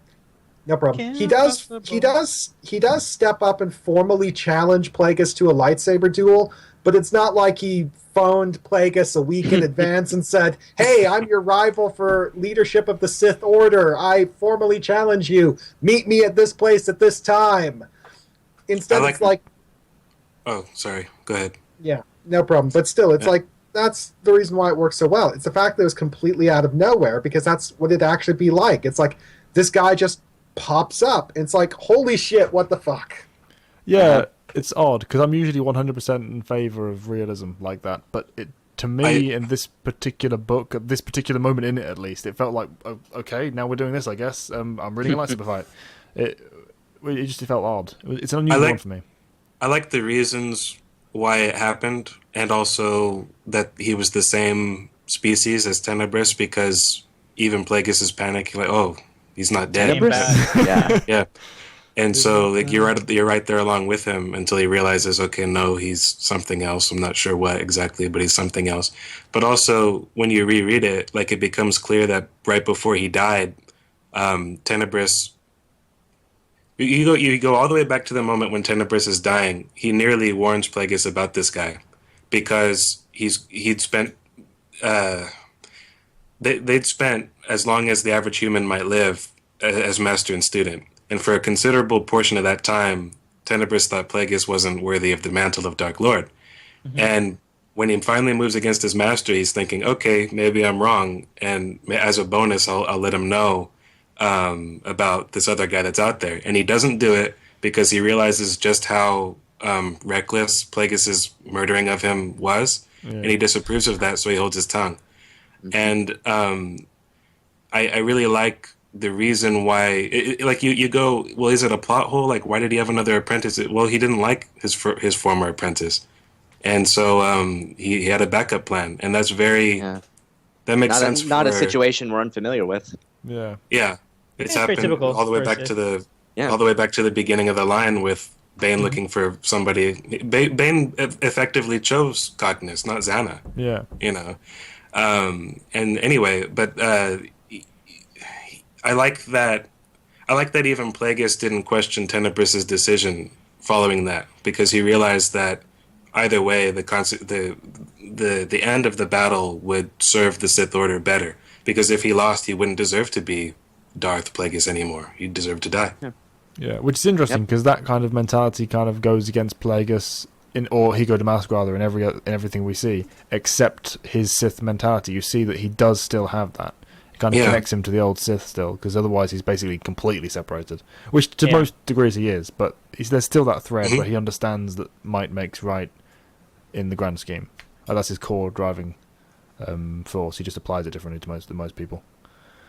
Well, I mean, he does say that after he defeats. Well, also, I'll first off saying that I really like this fight scene because it forms character. I really like fight scenes in any kind of media, whether it's a novel or if it's a TV show, movie. That is a character-driven fight where you actually see the. It's like a. You dialogue. really understand how Plagueis, fights in this and how he feels, his opinion on lightsaber combat in general. Right. Instead of using words like you do in like a typical dialogue, you have, the way you defend yourself, the way you lunge, the way you look at a fight itself. That is very present in this fight, and that's what I like most about it. But yeah, towards just going off of what Calvin was saying, at the end he does say that, to Venomous, like the future of the Sith is not this fighting that we're doing right now. It's political power, cunning. That's what's going to win us the grand plan. That's what's going to culminate all of this. Mm-hmm. Because the Jedi are stronger. We can't win this way. The other thing I do like, I've mentioned this before, it's a really funny detail, is that the fight between Plagueis and Venomous plays out almost exactly like the duel between Wesley and Inigo Montoya in A Princess Bride. Or... You killed my master. Yeah, prepared to die. Well, yeah, but still, it's I hadn't thought about it like that, to be honest. It's like something I realized, though. It's like the fight scene between Wesley and Inigo kind of has the same, hits a lot of the same beats. It's like you start out with just that basic bit where the two of them are testing each other, and then Inigo, as Venomous, switches hands, which is one of the things that's actually specifically mentioned in this fight. It's like Venomous started bringing the fight to Plagueis in unexpected ways, tossing his lightsaber from hand to hand, and because of that, he's able to seize an advantage. But then it's like, I kind of perceived the moment where Plagueis fell into the Force and started manipulating his body as a marionette as that moment where Wesley said, "I'm not left-handed either." Yeah, no, I love the way he did that, actually. I love that Plagueis fights like that as well. It's so perfect for his character. Yeah, and then the fact that Venomous is defeated in the lightsaber duel in almost the exact same way that Inigo is. Plagueis scores a hit on him with his blade, and then while Venomous is distracted, disarms him. I honestly don't notice similarities, but I'm not a huge Princess Bride fan, so... I'm a huge sword fight fan, and that's a great sword fight, so... Fair enough. Yeah, so after his defeat, he starts. He realizes that there's some other people out there that Tenebris was looking at, and also he wants to take Venomous and do his midichlorian experience. Yeah, which is pretty dope. Before he realizes anything about Venus's prospective apprentices, you get Plagueis' backstory. Yep. Yeah, which goes into the reason why he's interested in midichlorians in the first place, but also how he was created, which we touched on. He was engineered already. Yeah. Yeah. He's the product of selective breeding, and that is kind of what sets him apart, because Darth Plagueis is quite literally a born and bred Sith Lord. Mm-hmm. And again, so different. It's ironic. And it's very interesting that Plagueis and Tenebris are both scientific Sith, but in different ways. Like the type of sciences that they went into were very different. Tenebris was trying to birth, his faction. Plagueis was trying to more of an individual thing. He's trying to become eternal life by manipulating midichlorians. They're both motivated. Oh wait, go ahead. I'd say the difference between their focuses is that Tenebris is essentially like a quantum physicist, whereas Plagueis is a chemist. I'm not scientifically inclined enough to know the difference between the two, but the thing I think is they both are motivating what they are afraid of or skeptical or Tenebris is trying to use his abilities to predict, shape, control the future. Plagueis is doing everything he can to stave off death, and that's basically the major difference between the two. Their motivations between their disciplines. Mm-hmm. Yeah, it's like Connor said, it's the difference between the metaphysical kind of philosophy side of science and the more general practice. Well, this is what we have, let's make it work to our absolute benefit. Which is kind of how they both see the Force as well. Like Plagueis, while aware that it is this kind of supernatural extension of reality, he still tries to apply the physical reality to it a lot of the time, which is interesting because most Sith don't do that. Most Sith kind of dive into the endless ocean that is the rippling energies of the dark side, whereas Plagueis kind of sees the ocean and sort of tries to manipulate the tide rather than actually just flow with it. Yeah, Plagueis is about the furthest thing from people like King Omen or Emperor Vitiate. Yeah. And it makes him so Another much more interesting. person reference in this book. Yeah, furthest thing from Yeah. Emperor Vitiate in that Plagueis is a great character and Vitiate isn't.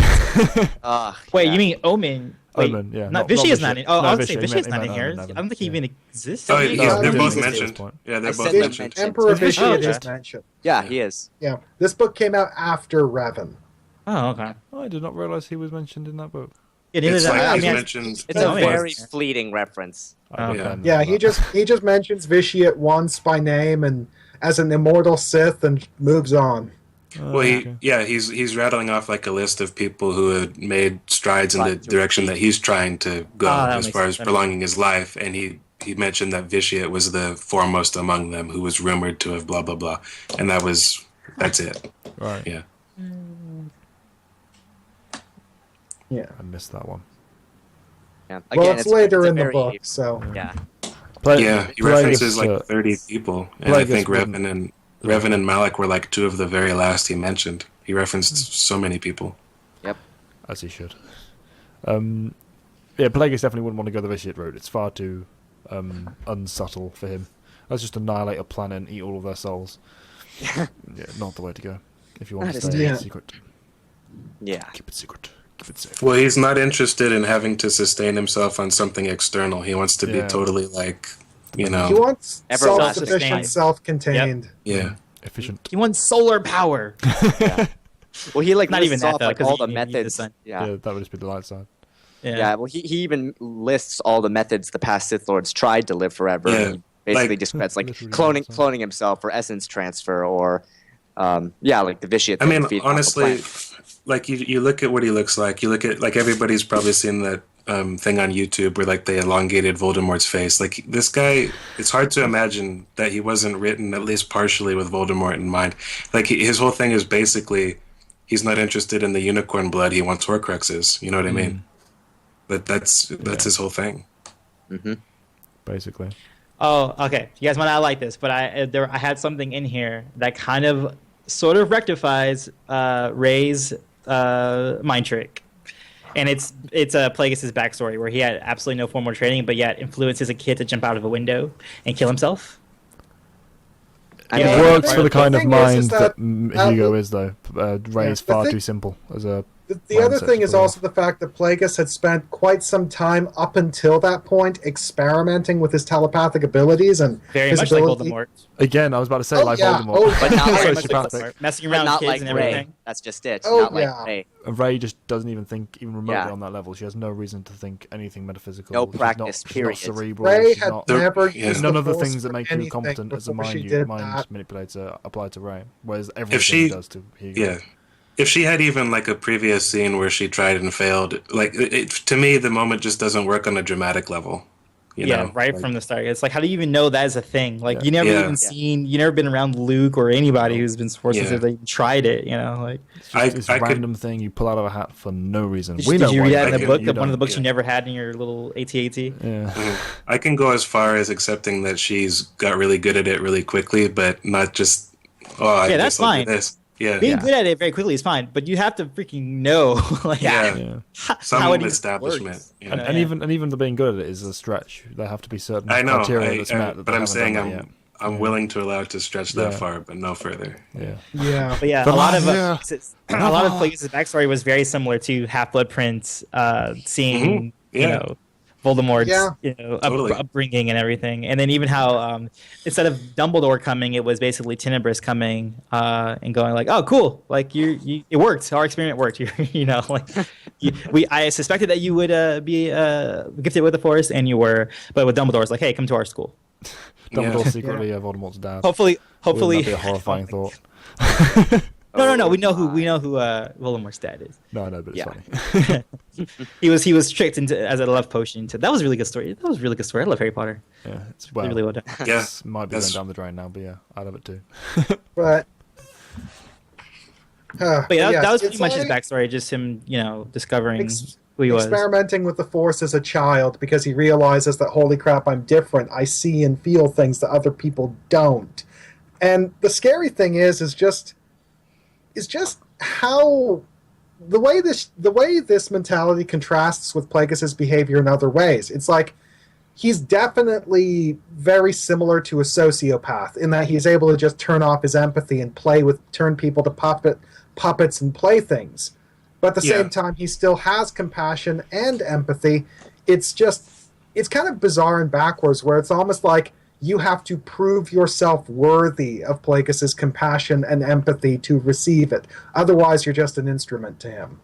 And in some ways, also not like that, because he doesn't need I suppose the crew are useful to him in the moment, but it's not like their character or how they present themselves is what makes him choose to try and spare them. It's just a case of he does it automatically. Like he kind of flip flops in that regard, depending on the situation, which is, while inconsistent character-wise, realistic, because the same thing happens in real life. Some people that think this way most of the time will, in this other moment, not do. If you look at the way he was raised, though, I mean, he couldn't have been anything else. Even like his parents. Like, granted, his father didn't realize this at the time, but he's basically like paying for his. He was like an embittered, guy who didn't get the job that he wanted, the top job, and he was stuck on the ladder between lower and upper management. And he got what he wanted by basically selling his son. Like that's pretty fucked up, right? Like that's got to do something to your mind. Like he was a child at the time, right? Well, we don't really know the psychology of Muun, so we're not sure. But it probably does fuck him up. I think, yeah, most definitely. It's also kind of. So going from that. This is also just one of those areas where it's like the Moonoid mentality, like their drive to profit and acquire power, basically, clashes with their parental instincts. Because the impression I got is that Plagueis' father, Caer Damask, was reluctant to hand him over, and was really torn up about the fact that he did. But it's ultimately the fact that the pragmatic aspect of his mentality won over the love of his son, which in a lot of ways kind of makes the Moons themselves kind of scary as a people, because they are the sort of people where their greed is a more powerful impulse than their love, and that's just how they're wired to be. Yeah, it's the asset management kicking in again. You are not my child. You are a potential asset. You're either going to be exploited or you're going to be wasted. So as much as it hurts, I'm not wasting you. Here, have the kid. And that's basically how they've run as a society. Purest analytical sense. Yep. Depressing. Yeah. Indeed. But then again, they are the Muun, so. It's more greed than analytical, though. Like, for sure. Like, they even talk about, like how siblings or whatever, like, people don't want you to recognize all of your, like, illegitimate children as, worthy of inheriting whatever, because then there's more that you have to share if you're one of the people to inherit the fortune, you know what I mean? Yeah. Like, they're very greedy people.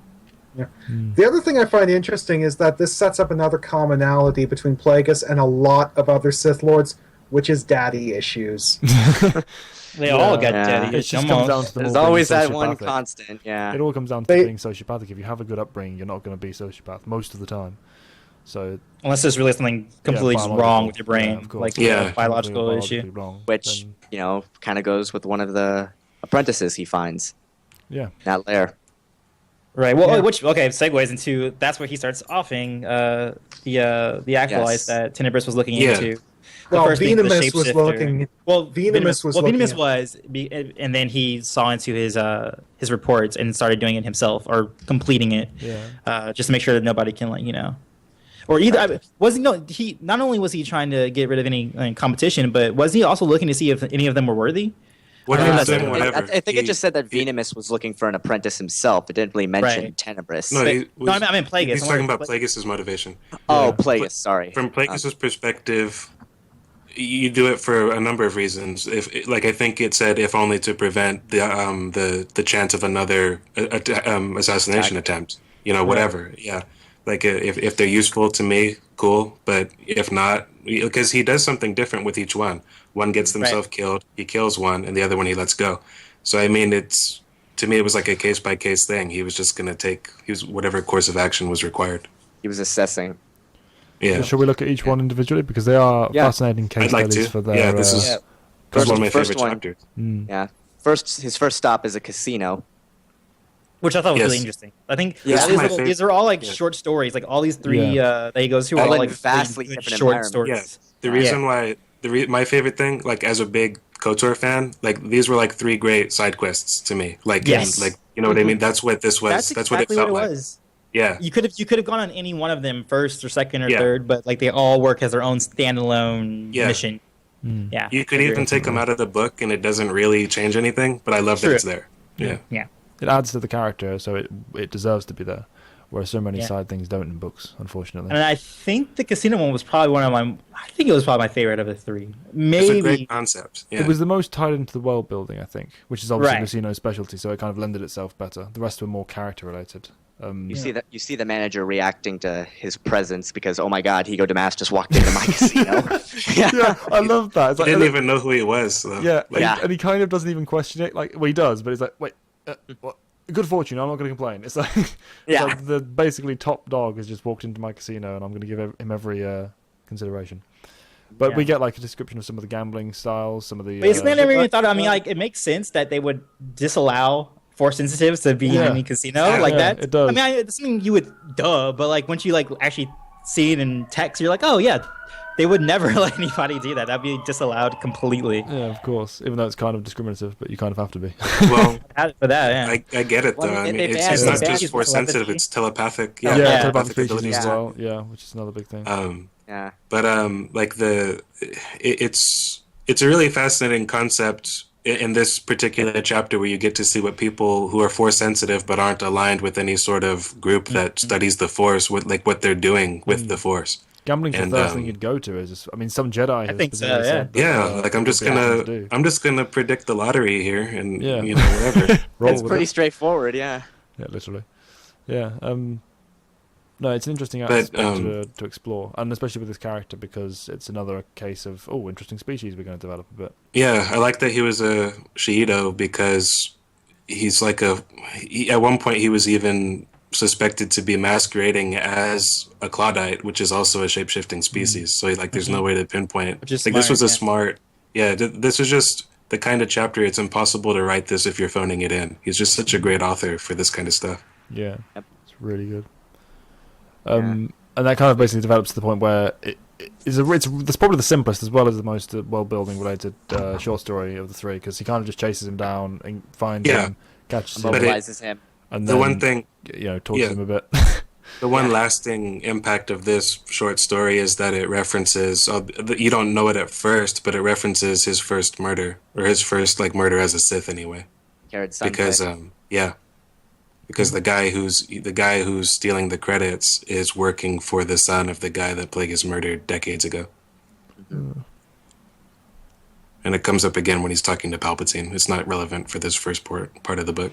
And then there's Spoilers even when like he's talking Tarzan. about the Shiido, like he even mentions again just always referencing back to something in EU, Valia Darzu, who's a very very obscure Yeah. I think she's from a role playing book initially. She was isn't mentioned she? in Rule of Two, certainly. Yeah. Because Okay. Darth Bane went to her temple or to find her holocron or whatever. But I think it is just that and the RPG entry is all she's got. Yeah, and it's like my goodness, man. Like that's what I'm saying. This is a dude who really fucking knows. Like He Does lives his in homework. the galaxy, and as all of these authors should, but don't, unfortunately. Like he It's seriously so- is the so story group appreciative. in one man. He is, yeah. Like you or where the story you group want should someone be. to lead the story group, you get him, but they didn't. Probably because they One don't of the understand other that about things I do themselves. like about the fact that Plagueis lives in the galaxy and is versed in its history and knows stuff is that it's made clear that he only knows stuff that it would make sense for someone in the universe to know. Yeah. So it's like he knows all of the intricacies of the personal history of Exar Kun because all of Exar Kun's actions were a matter of record. This guy stormed into the Galactic Yeah. Senate and murdered the Supreme Chancellor just to make a statement. Everyone knows who this guy is and what he's done.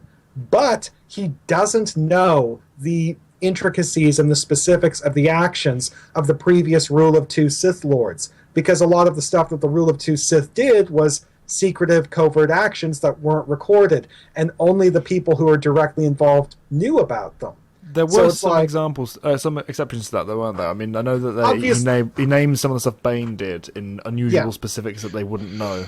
Especially Actually, the fact they didn't pass it down, like, didn't they? sometimes he kind of went out of his way to call something a rumor or a legend or He specifically calls alleged. Bane a legend. Yeah. Yeah. It's like And we're stuff back. like Sorry, Darth. tech resolved. Yeah. But yeah, it's like Matt was talking about stuff that Plagueis references in the history of the Rule of Two, or things that are just rumor that he wouldn't know about and explicitly states as legend. Like, the one example I remember is Darth Zana infiltrating the Jedi Temple.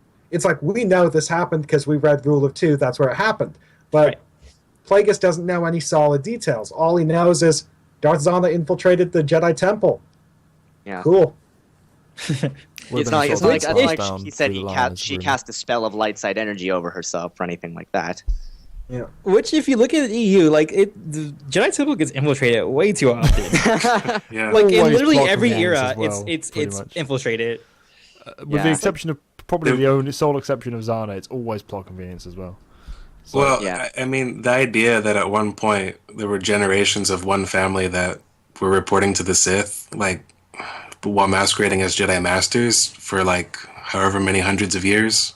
They've never not been. It's like CTU on 24. They've never not been infiltrated. That's right. Like, there's always a mole. CTU, always, every season there was a mole. There was this. They had some sort of That's attack. true. This is just one of those little areas where the Jedi's centralized setup, organizational setup in this era is kind of a mistake. Because if there were, just dozens of Jedi Several enclaves, enclaves. Yeah. Yeah. scattered throughout the galaxy, it's like they wouldn't have problems like this because they'd have an easier time policing them, and the fact that they got multiple targets so they can spread out their assets. Now that they got everything collected in one place, they've kind of made themselves a target. it would cause a whole heaping pile of other issues, though. It's probably still better to be the centralized power, especially in the current economic or current galactic climate.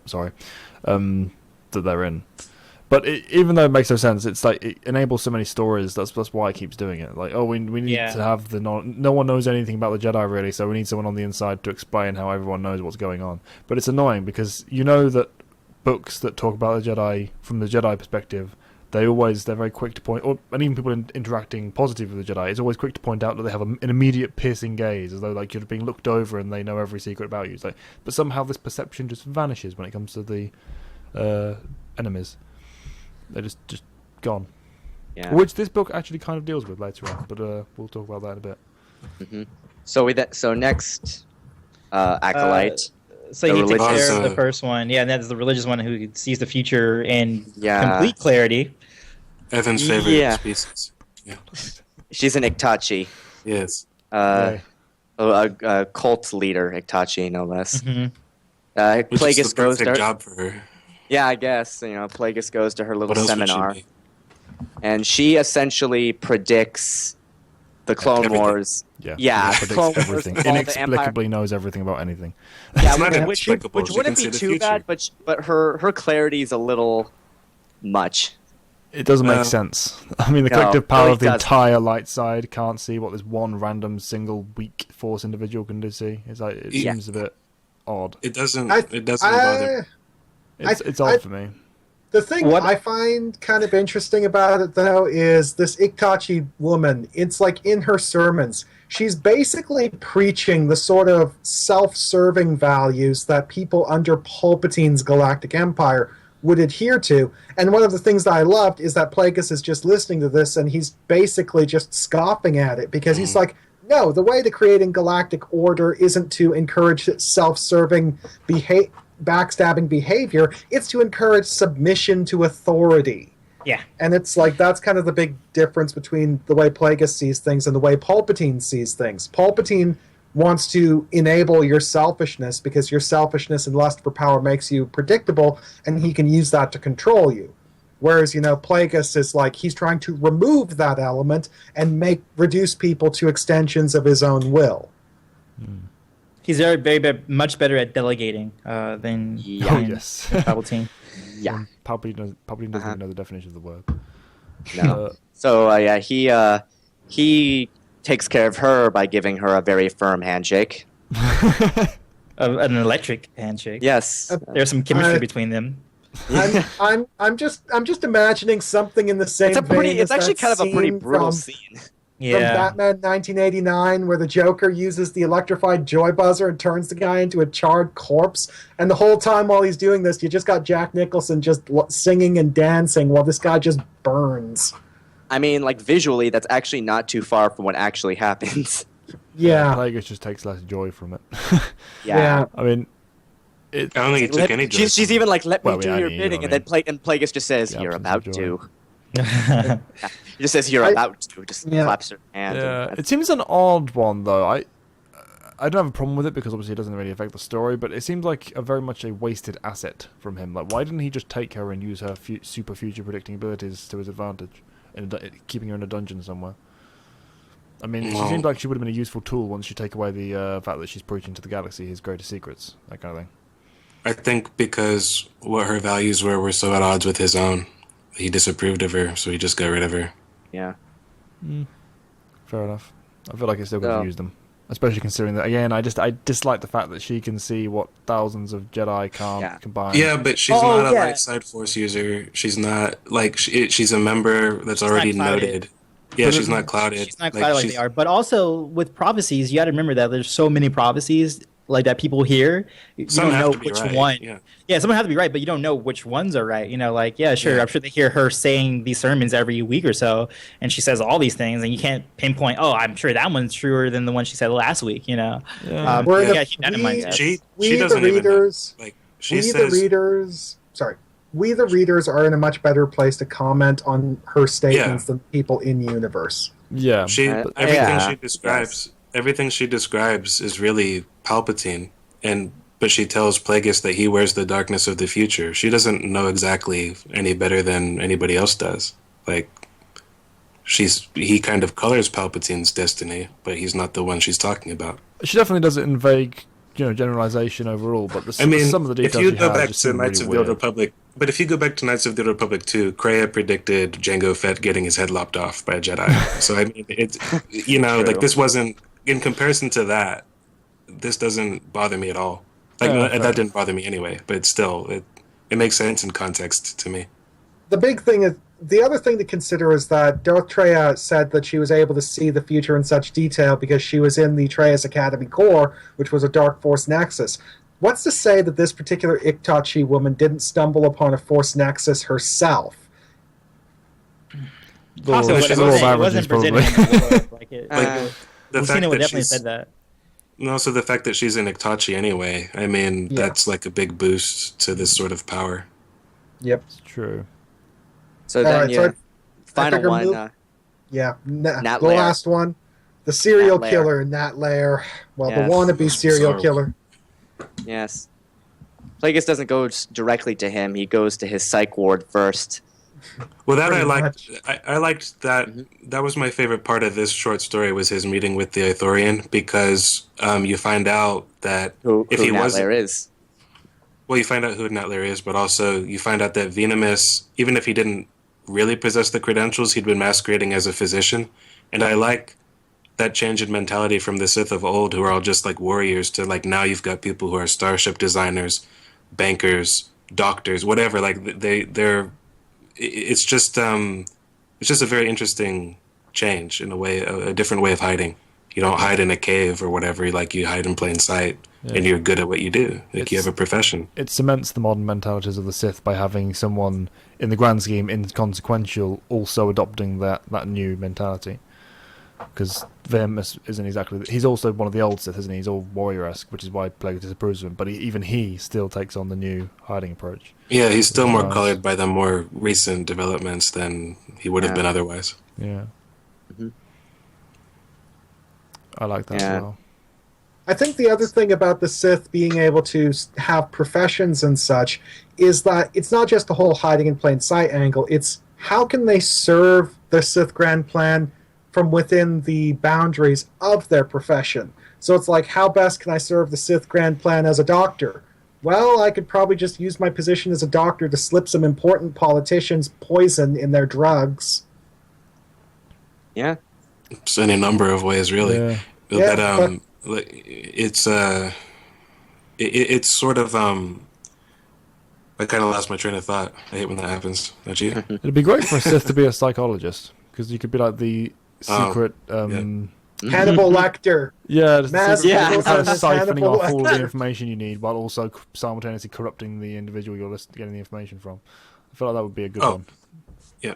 So go ahead. I just remembered No, what I it's was going to fine. say. That was what I'm saying. It's just because like they make mention in this book in different ways that you, as a Sith, you are in service to the dark side in a way, but you also, if you want to get anywhere with this plan of ours, you also have to be able to manipulate what they term the profane world, and so reaching like that a certain level of aptitude with like a more mundane profession than you would expect for like a secret sorcerer or whatever, like being a doctor, a banker, whatever, that serves that, you know.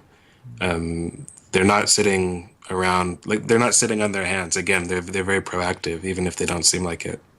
Makes them compelling. Yeah, I like that change. Yeah. And basically, he just So- traps them into being killed by a couple Yeah. Jedi, a master and an apprentice. Baits him. Though it was kind of weird.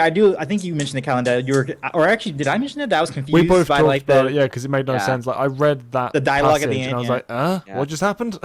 yeah. I really And then wasn't I played the confused, but I passage. get it. Yeah. I knew what I sort of assumed what it was trying to tell me, but from what it was going, I was like, if I didn't already assume this, I have no idea what's going on right now because it just cuts between. Usually, that kind of cutting between just dialogue and not saying anything else, I get, and I like the effect it gives. But Yeah. the description was kind of necessary because it was a brief fight, and the things that were being shouted out, I was like, what's happening? Who's doing what? Like, did one of the Jedi just die, or have they got the Send situation this iPad handled? one, It's Master. like, It's don't wait, Master. Yeah, It's done. He's like, dead. Is he about to kill him and he doesn't want to execute the guy? Is he getting injured? I mean, what's going on? It was clear to me, in part because of the audio drama, but also like the final line could only have been spoken by like one of the Jedi, you know, Yeah. like to the Well, other. Master had to be from the Padawan, and it's done. He's dead. Had to be said by the Master. So, Yeah. but you don't get that into the end. like, you know, Yeah, while it's like, going while it's through it. going on, it's mental. It's like, what's going on? But yeah, it was just a bit odd. But it was. Yeah. I liked how Plagueis kind of mingled with them. Like he was talking to Yeah. people. Yeah, when we started to the Casual. Jedi. Yeah. It's mentioned later in the book that he never misses an opportunity to do that, to talk with the Jedi Yeah, I like or it. interact with them. Yeah. Know your enemy. Yeah. I think then he we just find- likes really his enemy. He just kind of finally goes to on. Naboo, where Plagueis Okay, and yeah. Palpatine finally meet at his school, which is really cool. I like that little Yeah. bit. That he's like on Palpatine's campus, like he was on like University. yeah, that's kind of Yeah. cool. And he's like just young kid. Like it's hard picturing like a young Palpatine, you know, like Yeah. just being a kid on like Just campus, a teenager, like learning, yeah. Again, The I like the robot legislative chicken loot program. empire in that way. Try to Yeah. picture that. Personally, I just insert Joffrey Baratheon. Wait, who read? Which read? He's too uncharismatic. Joffrey. Palpatine's more Joffrey. charismatic than Joffrey. Oh, Palpatine's way more competent. Like, Yeah. the look I can Competent and see, maybe. charismatic. Yeah. But the thing I really liked about their very first interaction was, even though, you know, there's no denying that Palpatine's powerful and capable, on some level he's very cowardly. And the first thing he tries to do when he sees Plagueis coming is he starts looking for a way out. Yeah. He does Yeah. everything he can to Boy. avoid the interaction. And I thought that was perfect. Yeah, it's a small thing, but I also loved the interaction between Plagueis and the receptionist. Yeah, when he's looking Yeah. for Palpatine. Yeah, it's just like, oh, okay, I guess I'll just wander onto this school. So like, how do I find Like, this just kid? that she's no help at all. Walks Yeah. to Yeah. the receptionist and is like, oh, well, I don't know, somewhere. It's like, I guess I'll just wander Humans. around this school. Humans. It's like, Yeah. Humans. So some will be inheritors of the galaxy and some are receptionists. I love the... I just enjoy Higo just talking to people, and it tells you a lot about the character and how well it's pulled off for that to be fun. Just a little light interaction like that as he's walking around a school and really doing nothing. Yeah. And you can just imagine that there would probably be a major difference between how Hiko Damask handles this interaction and how Darth Bane, aka Sayutric, would handle this interaction. Yeah. I mean, how would Bane go about finding someone in a school? Burn the school down and sift through the ashes? I mean, it's Yeah, that's not- exactly what he would do. Probably. You guys talk about him like he's retarded. No, I swear. he's not. He's not. He's You a- guys he's do a- talk not. about him. He's a grand manipulator, but I still find his blunt methods to be. At odds He's with his grand general personality. manipulator, no common sense. But then Yeah. again, that's a lot of Sith Lords. There's a lot so, of Sith Lords in Yeah. general, so he's not alone in that. He does do Not some really stupid decisions. But still, Like, I don't. again, not alone in that with Sith. I Callan. do think Bane would be able to handle this interaction. You know, but he'd be a lot more forceful about it. Like Yeah. he'd be a lot more like one Kid, of those. get over here now. I want to talk. Yeah, he'd be. It's Not like dealing creepy with the at all. receptionist. He'd probably be one of the more belligerent customers. I mean, don't get me wrong. I I came mock- here- I don't know I if he'll be I mock belligerent. Mace I Windu think the that's same way I mock, going too far. Bane. I mock Windu the same way I mock Bane. They're both complete morons in certain situations, but they're both. Yeah, I think ultimately he'll be more intelligent certain like Windu. I feel like if you were to actually have a conversation with Palpatine, it'll be like a stern voice, less than like a come over here. characters. Get over here. It'll just be more like a stern, like a Windu sternness. Like Yeah. he's not. I don't he's think- not I'm looking for this kid. Can you help me? Yeah. Yes or no? I don't think okay, he would fine. deal I'll with walk off. Palpatine. Very Like, good. Well, he wouldn't go near Palpatine with both of the Cole, people but that he in that chose for situation. apprentices were already like primed for the way of the Sith. Like he chose people that were already inclined to agree with what he had to say. He's not like gonna burn down a school and beat you into like No, of course not. I was like only- you know what I mean. Yeah, of course, of I'm not course. saying actually burn the school down. I'm No, just I know, saying but that they it's need that kind still of like mentality I approach. still don't agree with your analogy. That's all I'm saying. Fair enough, fair Like enough. Okay. not just because I'm a Bane fan, but also like if you really want to question his decisions, you better question everybody in Star Wars decisions. Oh yeah, of course. Same They've with all Windu. done I mock ridiculous Windu in exactly the same way I mock Bane. They both are intelligent characters with grand like things attributed to them doing really stupid things on camera. Is all I'm I saying. really liked Plagueis's his truth, like Palpatine. What am I trying to say? Valuing the truth that that Damask was saying to him. Like he was explaining like why he's there, what he wanted with Palpatine. Like he said straight up, Yeah. "Oh, I would like you to be a spy." So we Yeah. can get more information about what's Does going on not in Naboo. sugarcoat it at the And that we're Yeah. looking for plasma, and we want plasma because it'll fetch us a lot of money on the open market. And like Palpatine's like, "Wow, if you would have said it any other way, I would have told you to fuck off." Like, Yeah. you know? and that's pretty why much. Plagueis says it like that. It's like, Yeah. yeah, I know you would have done. That's why I said it. Obviously. knows exactly Come how on, to little what one. buttons to press and what to say at the right time. Yeah, and he kind of enjoys Palpatine as well. Like it's like he Yeah. genuinely, even this early on in their relationship, where he's very much 100% the master of the partnership, he still sees him as like a kind of quasi equal. So tell me about your city, and you like racing, I guess, and just riding around on the speeder. And it's not all manipulation. You see, he does get some kind of enjoyment through Very, looking very at the real. way Palpatine sees the universe. Yeah, if only Palpatine wasn't like a egomaniac, like they Yeah. would have Yeah. actually been a very good partnership. Like he had the ability behind him. He just, he has his own individual issues going on. But like you guys said, like Dooku would have been a much better partner for him. They would have actually like done. Which is why something. their reaction later is so great. Their interaction. Mhm. It's kind of the difference between Tywin and Varys from Game of Thrones, actually. How many Game of Thrones references have we made in No, this Tywin. episode? Sorry, not Varys. Idiot. Littlefinger. So Tywin and Littlefinger. Yeah, they are similar in that regard. I don't know if they would work Sidious together. being Littlefinger and Tywin being Plagueis. I wonder if they would like each other, Tywin and Littlefinger. No, he despises Littlefinger. But he sees him as slimy. But they're both competent in the same sort of arena. Yeah, they're with competent in the different same way. But I don't motivations. know if they would work off each other. I don't know if Tywin has great reasons for that, though. I think some of that is just because he's from a really high house and Littlefinger's not. Oh, He came from a of course. low-born- He also sees him as slimy and is a brothel owner, so it's just demeaning. Yeah. Yeah, well, but Tywin, like, he talks shit about prostitutes or whatever, but like, look how he died. Oh yeah, of course. Oh, he's a hypocrite. So, And I he's mean, a come slimeboard on. himself, but this is Yeah. he's still justifying in the same way. It's like, yeah. Anyway, Yeah. Anyway, so then that goes on. Like he makes him his spy, and is there anything that Starts significant feeding happens him. before the big Palpatine parent thingy happens? I can't think of anything that was. They just he's get on, to he's know on each Mal- other. He's on Malastare Yeah. briefly when he's Yeah, watching he- pod race, but that's not really. Oh yeah, I mean, that was cool. That was cool. does. They should probably be mentioned, if only because his poor relationship with the senator, Pax's Pax team, like that Yeah. comes back later in the book. That's but true. Sure. other than that, pretty much this whole portion of the book is just him kind of doing what Palpatine would later do to Anakin. Just figuring out. String him along. Yeah. But setting up giving him equal permission, rather than but also subservient. both books make a point of listening to what your more like savage desires are and giving you permission to act on them because you're worth it, or like you deserve to because of what you are. Right. L'Oreal, because you're worth it. Yeah. Yeah, no, definitely on that. And also building up on the whole Naboo side. It's Yeah, the whole stuff that's going on there. yeah, like it making the trade negotiations from Phantom Menace 1 relevant and 2 interesting. Exactly. Yeah, because when you look at that, you're like, trade disputes. What?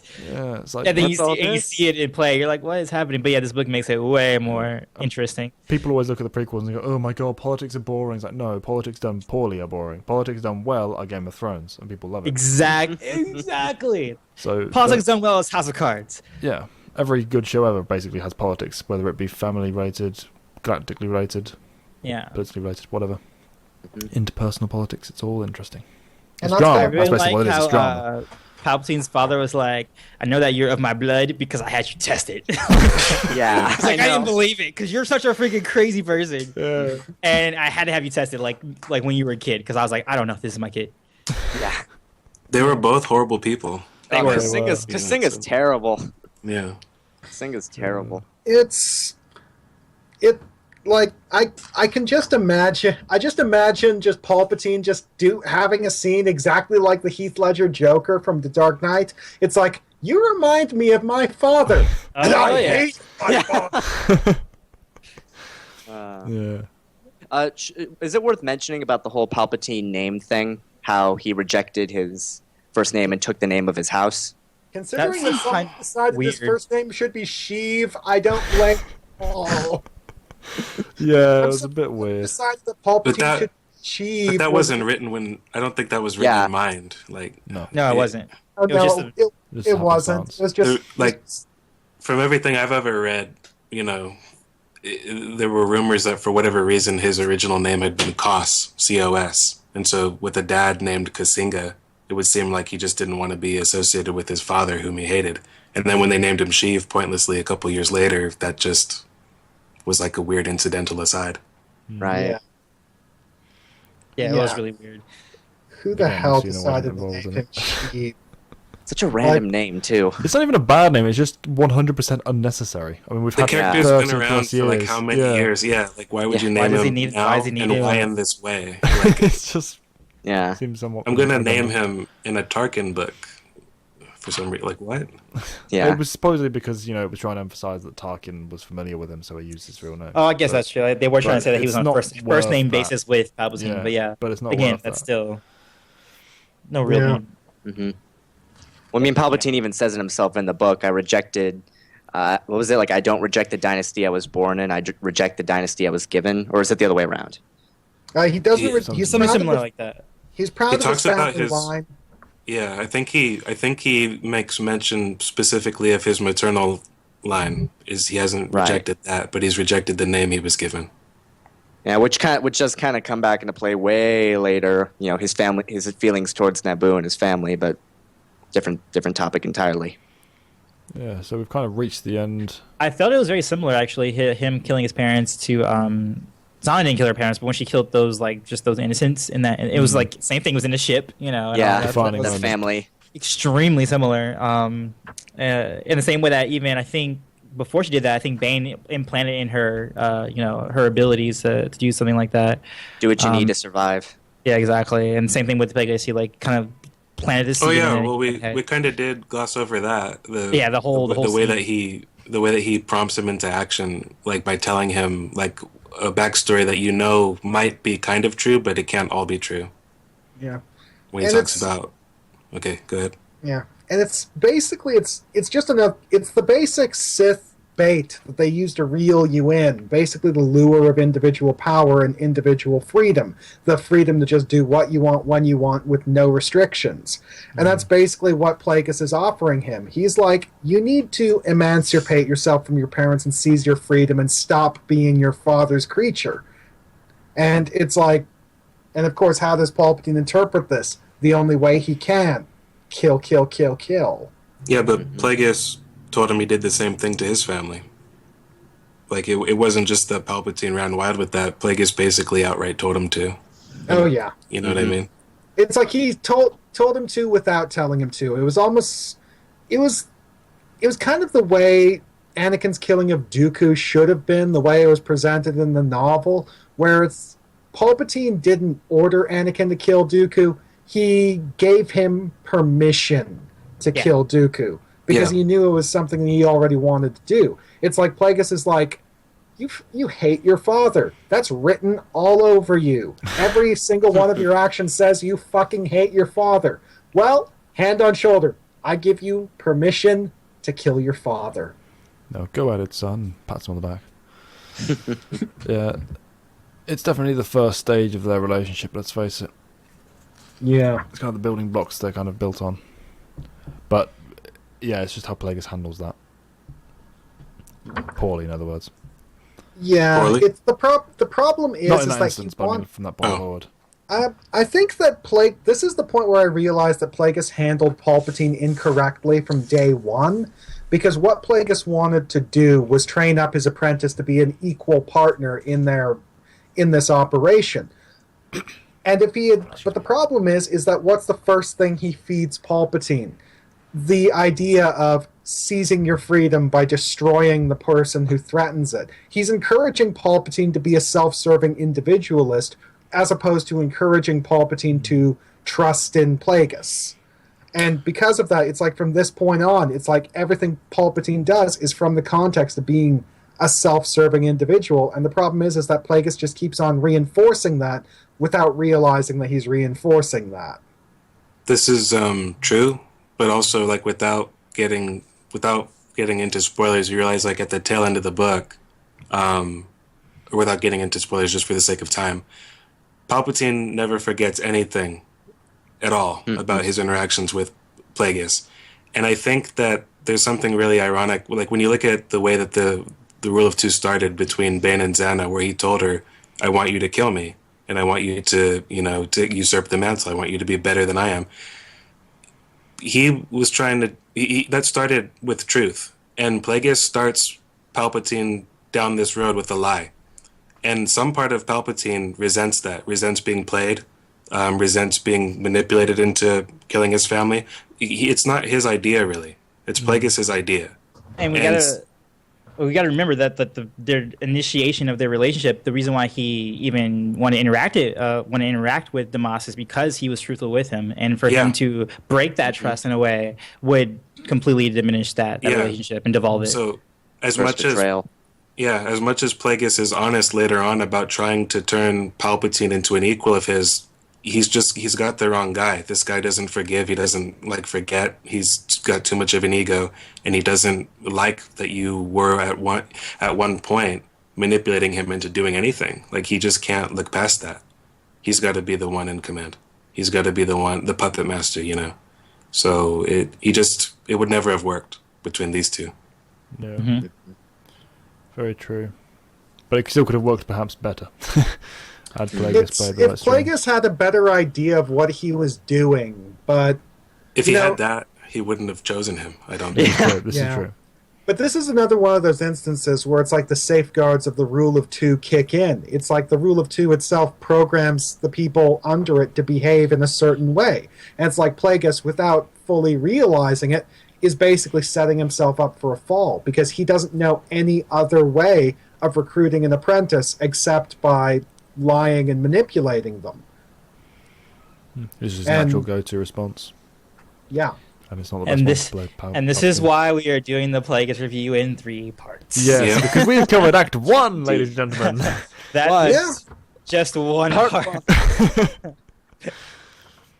Oh, wait, we forgot to mention the early phases of Palpatine's training, where Plagueis basically takes him to the icy wastes of Megiddo and basically just tortures him. Yeah. Just beats the hell from him until he learns how to call on the dark side. That's basically what he did to Maul as well. Palpatine's doing to Maul. Well, you teach them. Palpatine's even like, how much longer? And then Plagueis just straight up says, no. What was it like? Not a single day less than a decade or not something. A standard galactic day less than a decade or something. Yeah, and you could just imagine the look on Palpatine's face after he says that. Yeah. Do we have to? Yeah, no. It's really a really good end to the first act as well. It's kind of it cements the whole, and this is the first step. Welcome to Sithhood. I've now established for you everything that you need to know about these two. Let's move on to the details of, their special relationship. Oh, And one thing I just... something that I feel that's kind of lost with the new trilogy, especially, but sometimes in the original trilogy a little bit too, is that training to be a Force user takes time. Oh yeah, and it takes a long time. It's not something that you just really pick up and then you're just like great at it. I always am repulsed by whenever a storyline makes it just about someone's just pure talent without any kind of like practice with that talent. I find it a little less offensive with Luke because he has time with Luke and he's Luke or whatever. But it's really offensive with Rey, where you see absolutely nothing from her. Nothing from anyone who is even near to her, so she has no perspective to lean on.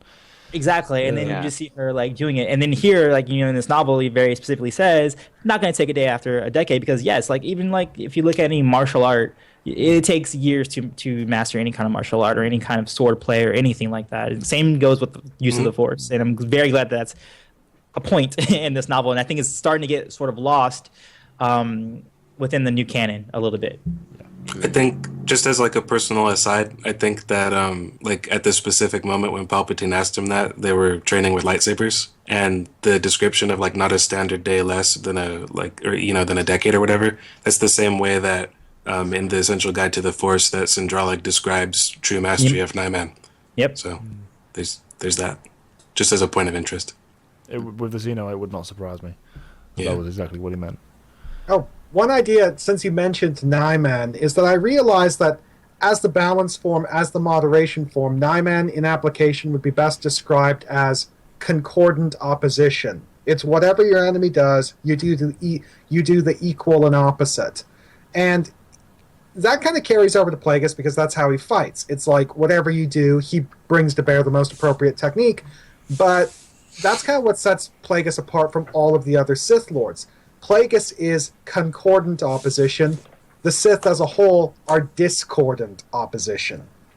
Beat you with your own game because we can, haha. As opposed, right? It's the normal Sith. As opposed to undermining it. But Plagueis is all about I'll just do whatever works because he's a pragmatist in Yeah. That is cool. Yeah. I wouldn't say that it's ascribed to Nyman in general, but definitely it's a large portion of it for most practitioners. Probably what makes most practitioners really weak with it. Well, that's why it's the moderation form. You have to know when to apply it, and it applies to almost every situation. But yeah, like again, like if you don't dedicate yourself to it, as Sindralik said, then yeah, you are not. You're going to be all those other masters who usually fall. A jack of all trades. Everybody in the arena, basically. Yeah. Mm-hmm. It's like I personally say that the best description for the Nyman form is the trickster's form. And this is something that a lot of the practitioners don't quite get because so many of the practitioners of it are Jedi consulars who couldn't give less of a fuck about combat because all they care about is the academics. That's why they studied and developed Nyman, so you could just maintain a good knowledge of the basics without the need for dedicated practice. But because of that, they're not bringing the practice to its full flower. Or they're the people that don't think in the kind of trickery line of thought. Yeah. They think too honourable, like, I need to beat you with skill, rather than just, I'll pull this rug and you'll fall over. Yeah, whereas it's like Exar Kun is the sort of guy who's like, okay, I'm just going to enter into combat with a super tricked out custom lightsaber that lets me do anything. How do you fight that? And I think if Obi-Wan had continued, if the Jedi Order was still around and he continued his study of Form 6, he would have been one of those masters who could have used it in the way that a true master of that form could, versus the people who usually use it only are very intermediate with it, as you were saying, just because to be practical and they don't really care for combat itself. They just have to have somewhat of a knowledge of lightsaber combat. But Obi-Wan could have been one of those who could have really taken that form, because it really is, if you really look at it as like the sixth form of lightsaber combat, or not thinking about the seventh one, it is the culmination of a balance between all the previous, and that's why it's so hard to master, because it is a balance of all the previous forms before it. So yeah, and that's the reason why I like Chaos Sendarach so much, because he kind of represents that culmination. It's like, this is a guy who just improvises, thinks on his feet, pulls out new tricks, but at the same time you never see excess excess in his approach. He's You see moderation. You see moderation. You see efficiency. Like Mm-hmm. that's the other thing. It's like concordant opposition, equal and opposite reaction. He only uses every skill to the degree he needs to achieve what his goals are. Whereas, when we compare him to other practitioners, like even a conventional Jedi Orthodox Gemso specialist who's all about peace through superior firepower and not just beating people to death like Anakin, you're still going to get someone who it's like his first response to every situation is brute force assertive action. Whereas with Nyman, it's like, no, Nyman opens all the doors. It's up to you to know which door to go through. And that yet you're not a Nyman, like, you're not personally a follower of Nyman, are you? If you're what you say you would be if you were in a Star Wars character. No, I'm 'cause I find it interesting. hardcore Vader all the way. I'm rooted to the ground. I am powerful. Like I am basically just chop, chop, chop, chop, dexterous parry, chop, chop, chop. That is literally how I fight. Like I'm Vader. But I think we'd agree then, based on what we're all saying, it's kind of maybe an underrated form. Oh, hell yes. Yeah, oh no, Oh, it my definitely favorite is. Indeed. Yeah. Indeed. Oh, yeah. It's possibly, god damn, motorcycle. Whoa. Possibly, That's usually at my end. yeah, it's possibly the best form. It is. With Exactly. true mastery, it is the best form. If you know? go by the absolute best of each, Nyman is the best. It's the hardest to be the best at, and you so Well, often fall short. Of those Instead of standards. doing comments, let's do that. Let's do that as our in thing. We'll all talk about which forms we would use and why, like I guess for our character. And so Connor went first. That's what his Jinsarai character would be. Yeah, Gemso, hardcore. Actually, I guess since... okay, go ahead. Okay, I was me? gonna say Okay. Yeah, go ahead. Yeah. Honestly, this is the kind of thing that as a geek you like wrestle back and forth with for years.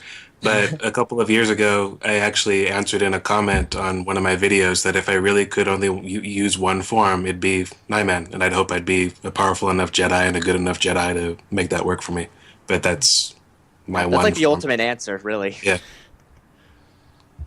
Yeah. What about you, Evan? I- What would you go with for your character? Sarisu, even back in my high school wrestling days, I've always been very defense oriented. Not entirely by choice. It's just back when I was on the wrestling team, I was one of the slimmest guys there. So more often than not, my opponents would be bigger than me, so I wouldn't really be able to overpower them. But I was also faster than anybody on the team, so I was just able to kind of push them aside or just evade attacks, and that's how I would be able to get inside their guards and pin them. So So even you were basically Darth Zana. Are you I gonna make wish him it- say it? Are you gonna make him wound say me. it? Well, Zana. We do give Zana a bad rap as a swordsman because her. I was gonna offense- say, I was like, I wouldn't Yeah. take that as a back compliment if he Yeah. directed that at me, because I actually think Yeah. Zana's actually It's- pretty decent. her lightsaber offense is pitiful, but her defense is excellent. It's like she is directly comparable to Kenobi in her ability to defend against attacks and redirect force and, keep herself alive. It's just doing stuff to you in return is where she has problems. If I am being honest with myself, I was more Zana-esque than Kenobi-esque in those days, and probably still continue to this day, even when I practice swordsmanship formally. So, yeah, Sarisu. For me, if we're doing just one form, because usually the two that I go between is that I do it on the backbone of Makashi, whether it's in pairing with Sarisu, or if I was that's if I was like a dedicated duelist. If I was a consular or some sort, then I would definitely apply Form 6. But the backbone of both of those is Makashi, because my strength is my speed and dexterity, less so than strength or anything like that. So something like Jimso Same. would not work for me at all. Juyo would not really work for me much at all. But Makashi, I feel like that would be my mode of operation in any kind of fight, is to undermine my opponent's guard rather than just trying to pummel through it and that sort of a thing. Keeping very balanced footwork. I'm picturing something very similar to Eth Koth in the Grievous Intrigue when he fought Grievous, like that kind of one-handed style, but very simple, like not quite as elaborate as Makashi, a bit more direct. More dynamic. Yeah, definitely. Yeah, it Dynamic, wouldn't less be. linear. Yeah, more dynamic, less linear for sure. I wouldn't be just a dedicated fencer where I'm just on one line of a playing field. For me, it's Nyman, but you wouldn't know it looking at me. You'd think I was a Sarisu Gemso specialist. Because when I'm fighting, and obviously I've actually fought somewhere around like 150 people now since I've been started sword fighting, and every single time I never ever attack, ever. Like every single attack I ever make is a counter attack, so it would basically be Surisu defense counter. I kind of do that too. Yeah, which is a huge weakness because it makes me very poor on offense, obviously. But I can do it. It's just not my specialty. Defend actually have the same counter, but I'm also a lot more varied than that in the grand scheme. Like I'll apply exterior environmental assets to my benefit, which is where No Man comes in. I like the versatility as well. I always outthink my opponent rather than outbeat them when possible. So it's just 9 Man suits me. For me, my approach is very much colored by my opponent because I'm only ever sparring with my friend Kevin, and his approach, by his own admission, is more Ataru Juyo based. He's all heavy offense, attack flurries and such, so it's like you can't afford to be aggressive against a guy like that. So it's like for me, I'm always going in, weapon held out in front of me. It's like I got to be able to transition quickly between different blocking positions, and whenever I perform my own attacks, I'm always going more for strength than I am speed because I know his blade's going to get there faster than mine, so let's just rattle his arm. I actually thought it was very interesting that none of us actually said Ataru, because I mentioned it recently in my the Padawan video that I did. Well, that was like the theme of it, was that it was a Padawan video. That they all start off with Ataru, because they're all so... It's the one. Yeah, that's so cool. I want to be like that. Exactly. And it's the one that none of us really chose because it's, at its basis, it's pretty much like that's as far as you can go. Is like it's that flashy, nice-looking dance, Yeah, if you can only have one, why would you choose that one? Yeah, if you have just one, Ataru's just not have gonna... one, yeah. I think Ataru is the sort of thing... It's a great pairing. It's a great supplement. Yeah. Sure. Yeah, but a dedicated Continue. Qui-Gon Jinn was... I didn't even want to try.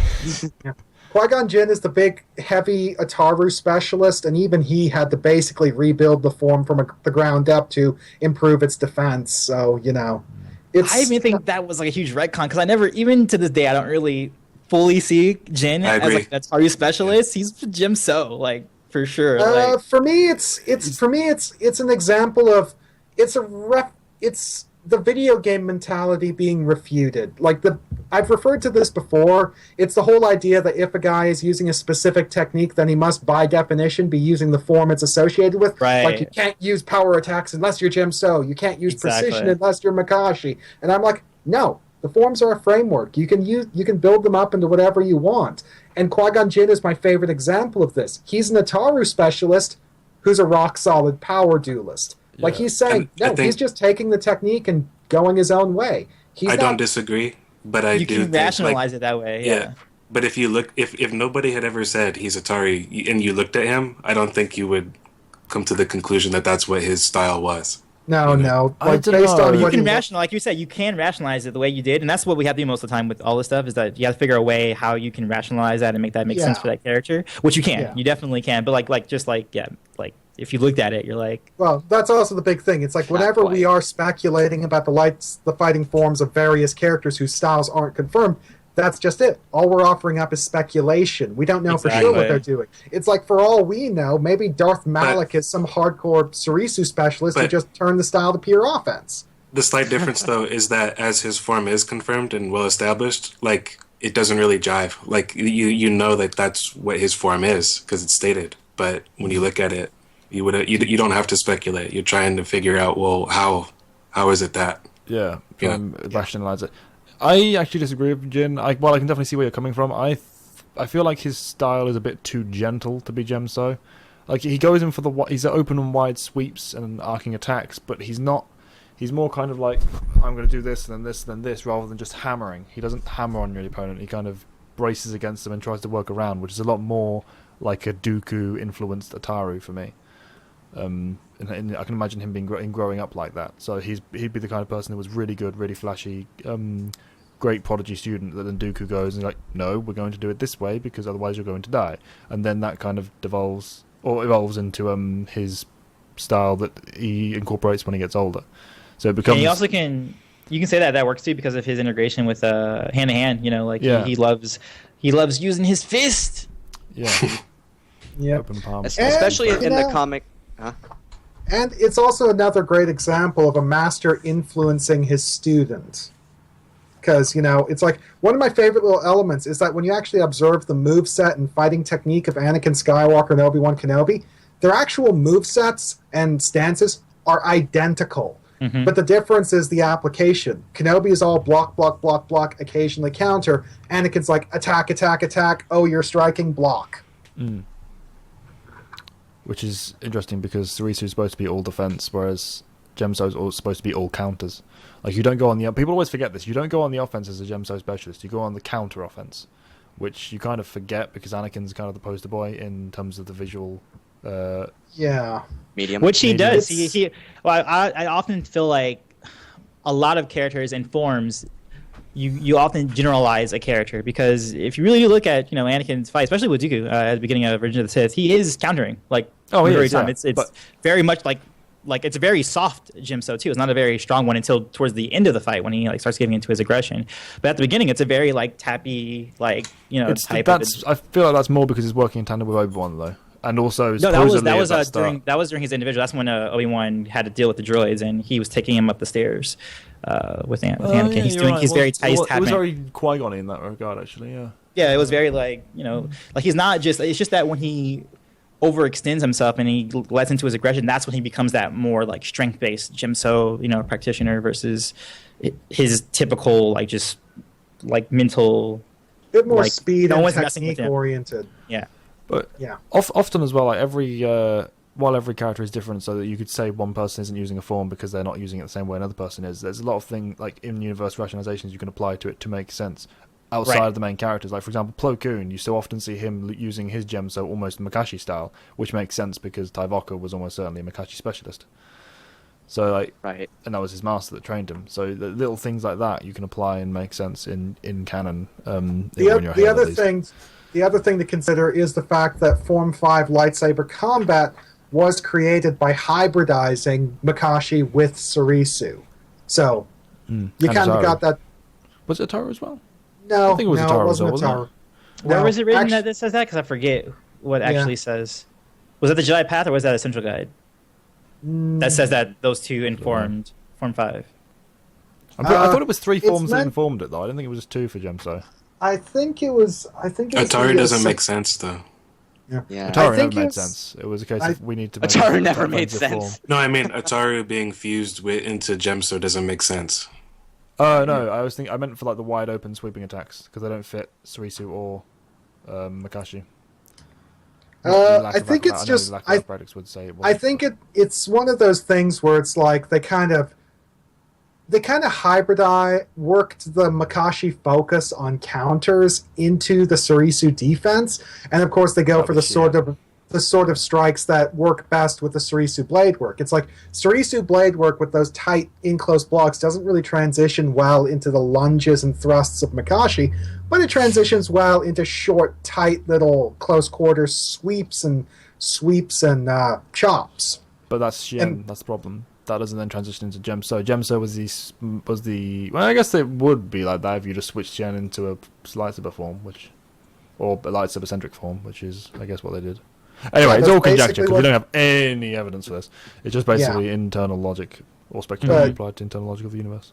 Yeah, it's like I think you were the one who said that there are plenty of characters who could be Nyman specialists, and we'd never know because, well, they choose to emphasize specific aspects of the Nyman form.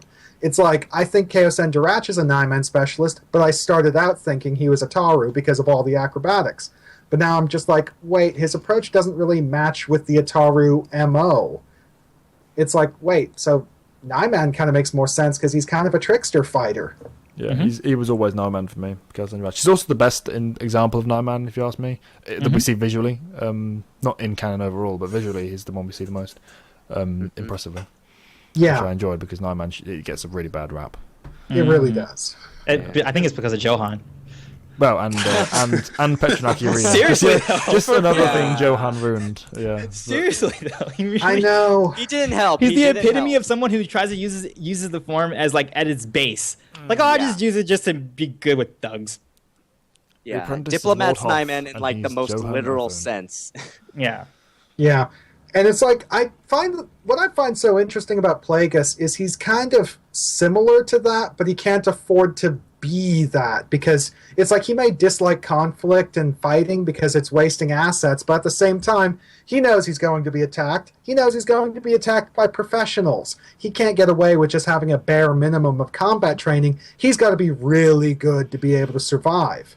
And it's like when you actually start looking into the nature of his training of Palpatine in the next second part of the book, it's like Plagueis starts giving these lectures about you need to train and study all of these different kinds of weapons so you can instantly identify what is being leveled against you, so you know immediately how to deal with that. It's like, oh, you're seeing a Merson blaster in the hands of a trained sniper. How best do you perform blast deflection against an enemy like that? And that's his mentality. He's having to familiarize himself with the broadest possible array of skills and weapons because he needs to. Yep. Perfect analogy is, do you guys play Hearthstone by chance? Anybody here? I don't No one play plays in it? general. In general, well, I mean, that's the same thing with Hearthstone, is that you need to play as every class before you even can be good at that game. Because you need to know what kind of cards, what kind of tricks can be played against you, or you won't know how to react, or what kind of strategy you should employ yourself. And it's the same with someone who would study that, what I feel is the last form of lightsaber combat in terms of the Jedi aspects. Oh, it is. Sith have the extension of it, and they have a little bit more. But you have to know, everything to be able to effectively combat, everything. Even if you don't want to specialize in it, you still need to, just like any of the masters, like Dooku, Yoda, Mace, they all know every form inside out, so they know how to defend against it, so. Every master has to know, because there's no way they could have gone through their Jedi career sparring all of the hundreds of peers they have without coming across every possible combination of combat, basically. They are all extremely experienced.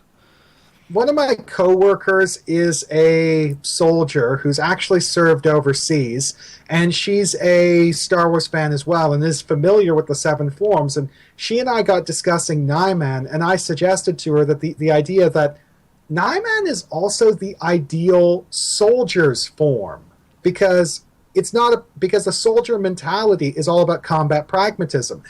It's not about just taking one asset and putting all your eggs in one basket. It's all about having as many different skills and tricks as possible, being able to pick up whatever you have ready and available, and being able to function with it. Swiss Army knife mentality. Yeah. Need every tool for the job. Yeah. So yeah, Nyman is like, it's not just the diplomat's form, it's the soldier's form. More so than any of the other forms, it's the soldier's form. I never liked the diplomat's form. Like, that to me came as like something that, like a name that refers to what it became as opposed to what it's supposed to be. I always much preferred the moderation form. Yeah, as did I. I mean, this is the thing that was called the I forgot the name. Way of the Rancor. No man's Way of the Rancor, right? I forget the animalistic monikers, but I got my copy of the Jedi Path right here. I will look it up. Hey, I was correct. Way of the Rancor. Sorry, Con, I bet you the internet surpasses physical copies. In this instance. Yeah, so it's not exactly a form that's built for just weakness, is it? No, it's not. Not at all. That's large, very dangerous creatures. Like I that's just think, what it became. Yeah. I think the big thing that happened is that Nyman's focus on integrating force-based attacks into your lightsaber sequences, it's like, to me, that's something that probably started out as part of the whole tactical supremacy angle of Nyman. You're using all of your tools for maximum effect. But it was that aspect that the Jedi consulars and the academics latched onto, and they just started using that as a crutch to lean on to compensate for the fact that their actual technique is crap. Yeah. It's like commonly used as a crutch, but it can be transcended into something else. Yeah, which is kind of what happened to KO at the end when he kind of lost all his trickery and he tired out. Like, that's what he kind of fell back on. It didn't work for him. To be fair, I feel like it was more exhaustion than anything else. I think it's more. I agree. It was more exhaustion than anything. But again, when that exhaustion sets in, the weaknesses of your form will manifest itself. To be fair, the only form that doesn't have that is Sirisu, and that's only because you don't get tired in the first place. If you're tired using any form, you're screwed.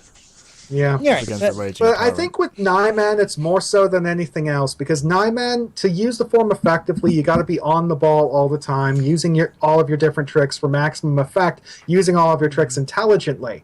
But when you're starting to tire out, when you're starting to be a little bit less concerned with how well you're swinging your sword, more concerned with the burning ache throughout your entire body because you're freaking exhausted, your form starts to fall apart. It's like that's actually the little area where I see Nyman as showing its relationship to Makashi, because Makashi has that same focus on absolute control, and Makashi, when you lose that control, falls apart. Same with Nyman. Nyman's all about resource management. You need to know what to burn and when, and how much and how fast, and all of these different options, which is why it's best for the thinkers of the universe, because if you're just going at it from a simple, okay, I need to use this form right now because it's better against this form, and someone throws a trick at you, and you're like, okay, I need to react to this. I don't have this much time to react to it because I'm sloppy. I'm going to burn a force blast. That will exhaust me a bit more, but I've got some bravery and backup. It's how efficiently you can do everything and how instinctually you can do it that then relates to, like, which forms you lean on. So, for example, I lean into Sarisu and Gemso because if you have just one form, you go for Gemso. It's the most complete form by itself. If you have two forms, you go for those two because it makes them basically invincible. If you want three, you add the most versatile form to the end to make it so. But you need to be able to handle all of that. If you're a simple, straightforward fighter, you can't handle so much versatility. If you know what I mean? Yeah. Which means you'll burn yourself out more. You need to be able to handle the decision-making while also blending them into the instinctual form techniques and movements. Yeah. For me, it's like the Gemso approach is perfect because I'm big and I'm strong. So it's like, put my greatest asset to its best possible use. I'm not very good with elaborate technique. I prefer to keep things simple. So just stick with the Gemso, keep it simple, stupid. Whereas Nyman would just be too much for me because I'm not a tactician, I'm a duelist. And the same way someone like me, a strength-oriented style, would be useless because I'm relatively weak. For me, like, if I play like an RPG, though, I'm always the middle thing. I'm not the specialist over here or the specialist over there. I'm always the thing in the middle. Like, so for me, it's always just been like, I might have only so many avenues, but I want to be the most adaptable with what other people could throw at me. The Sentinel. Yeah. Knights of the Republic. Definitely same with me. Always Sentinel. Hardcore Guardian over here. It's like, I do like to play as the Sentinel in KOTOR 2 because that's the game where it's most beneficial because you got so many locks to pick. But in the first game, I always go for the Guardian. Like, the straightforward combative approach is my thing. It's not Star Wars specific. It's just the way I think. No matter what RPG I'm playing, I always go for some sort of combination. Not like a super good at this, but bad at all this. Yeah, same with me. It's just all right, cool. That was a good episode. It was 4 hours. Yeah, long episode. I hope you guys enjoyed that. That was more of an after episode discussion. Whatever we call those. I don't know what we call it. Yeah, we'll try and be a bit more after hours when possible. So the next episode will be coming up relatively shortly. Again, we're trying to get into a routine now that we have something to routinely discuss. Right. So speak to you soon. Hope you enjoyed this episode. Comment below. Leave comments. Yes, please. Yes, leave comments so that we can questions. discuss something under the next episode. That's extremely useful. Be very helpful. So, goodbye, guys. Ready for signing off? Jensor I1 signing off. Antoine, see you guys later. Peace, love. Evan Nova 95. We hope you guys enjoyed. We'll see you guys later. And Great Jedi 91. Like they said, see you later. Bye-bye.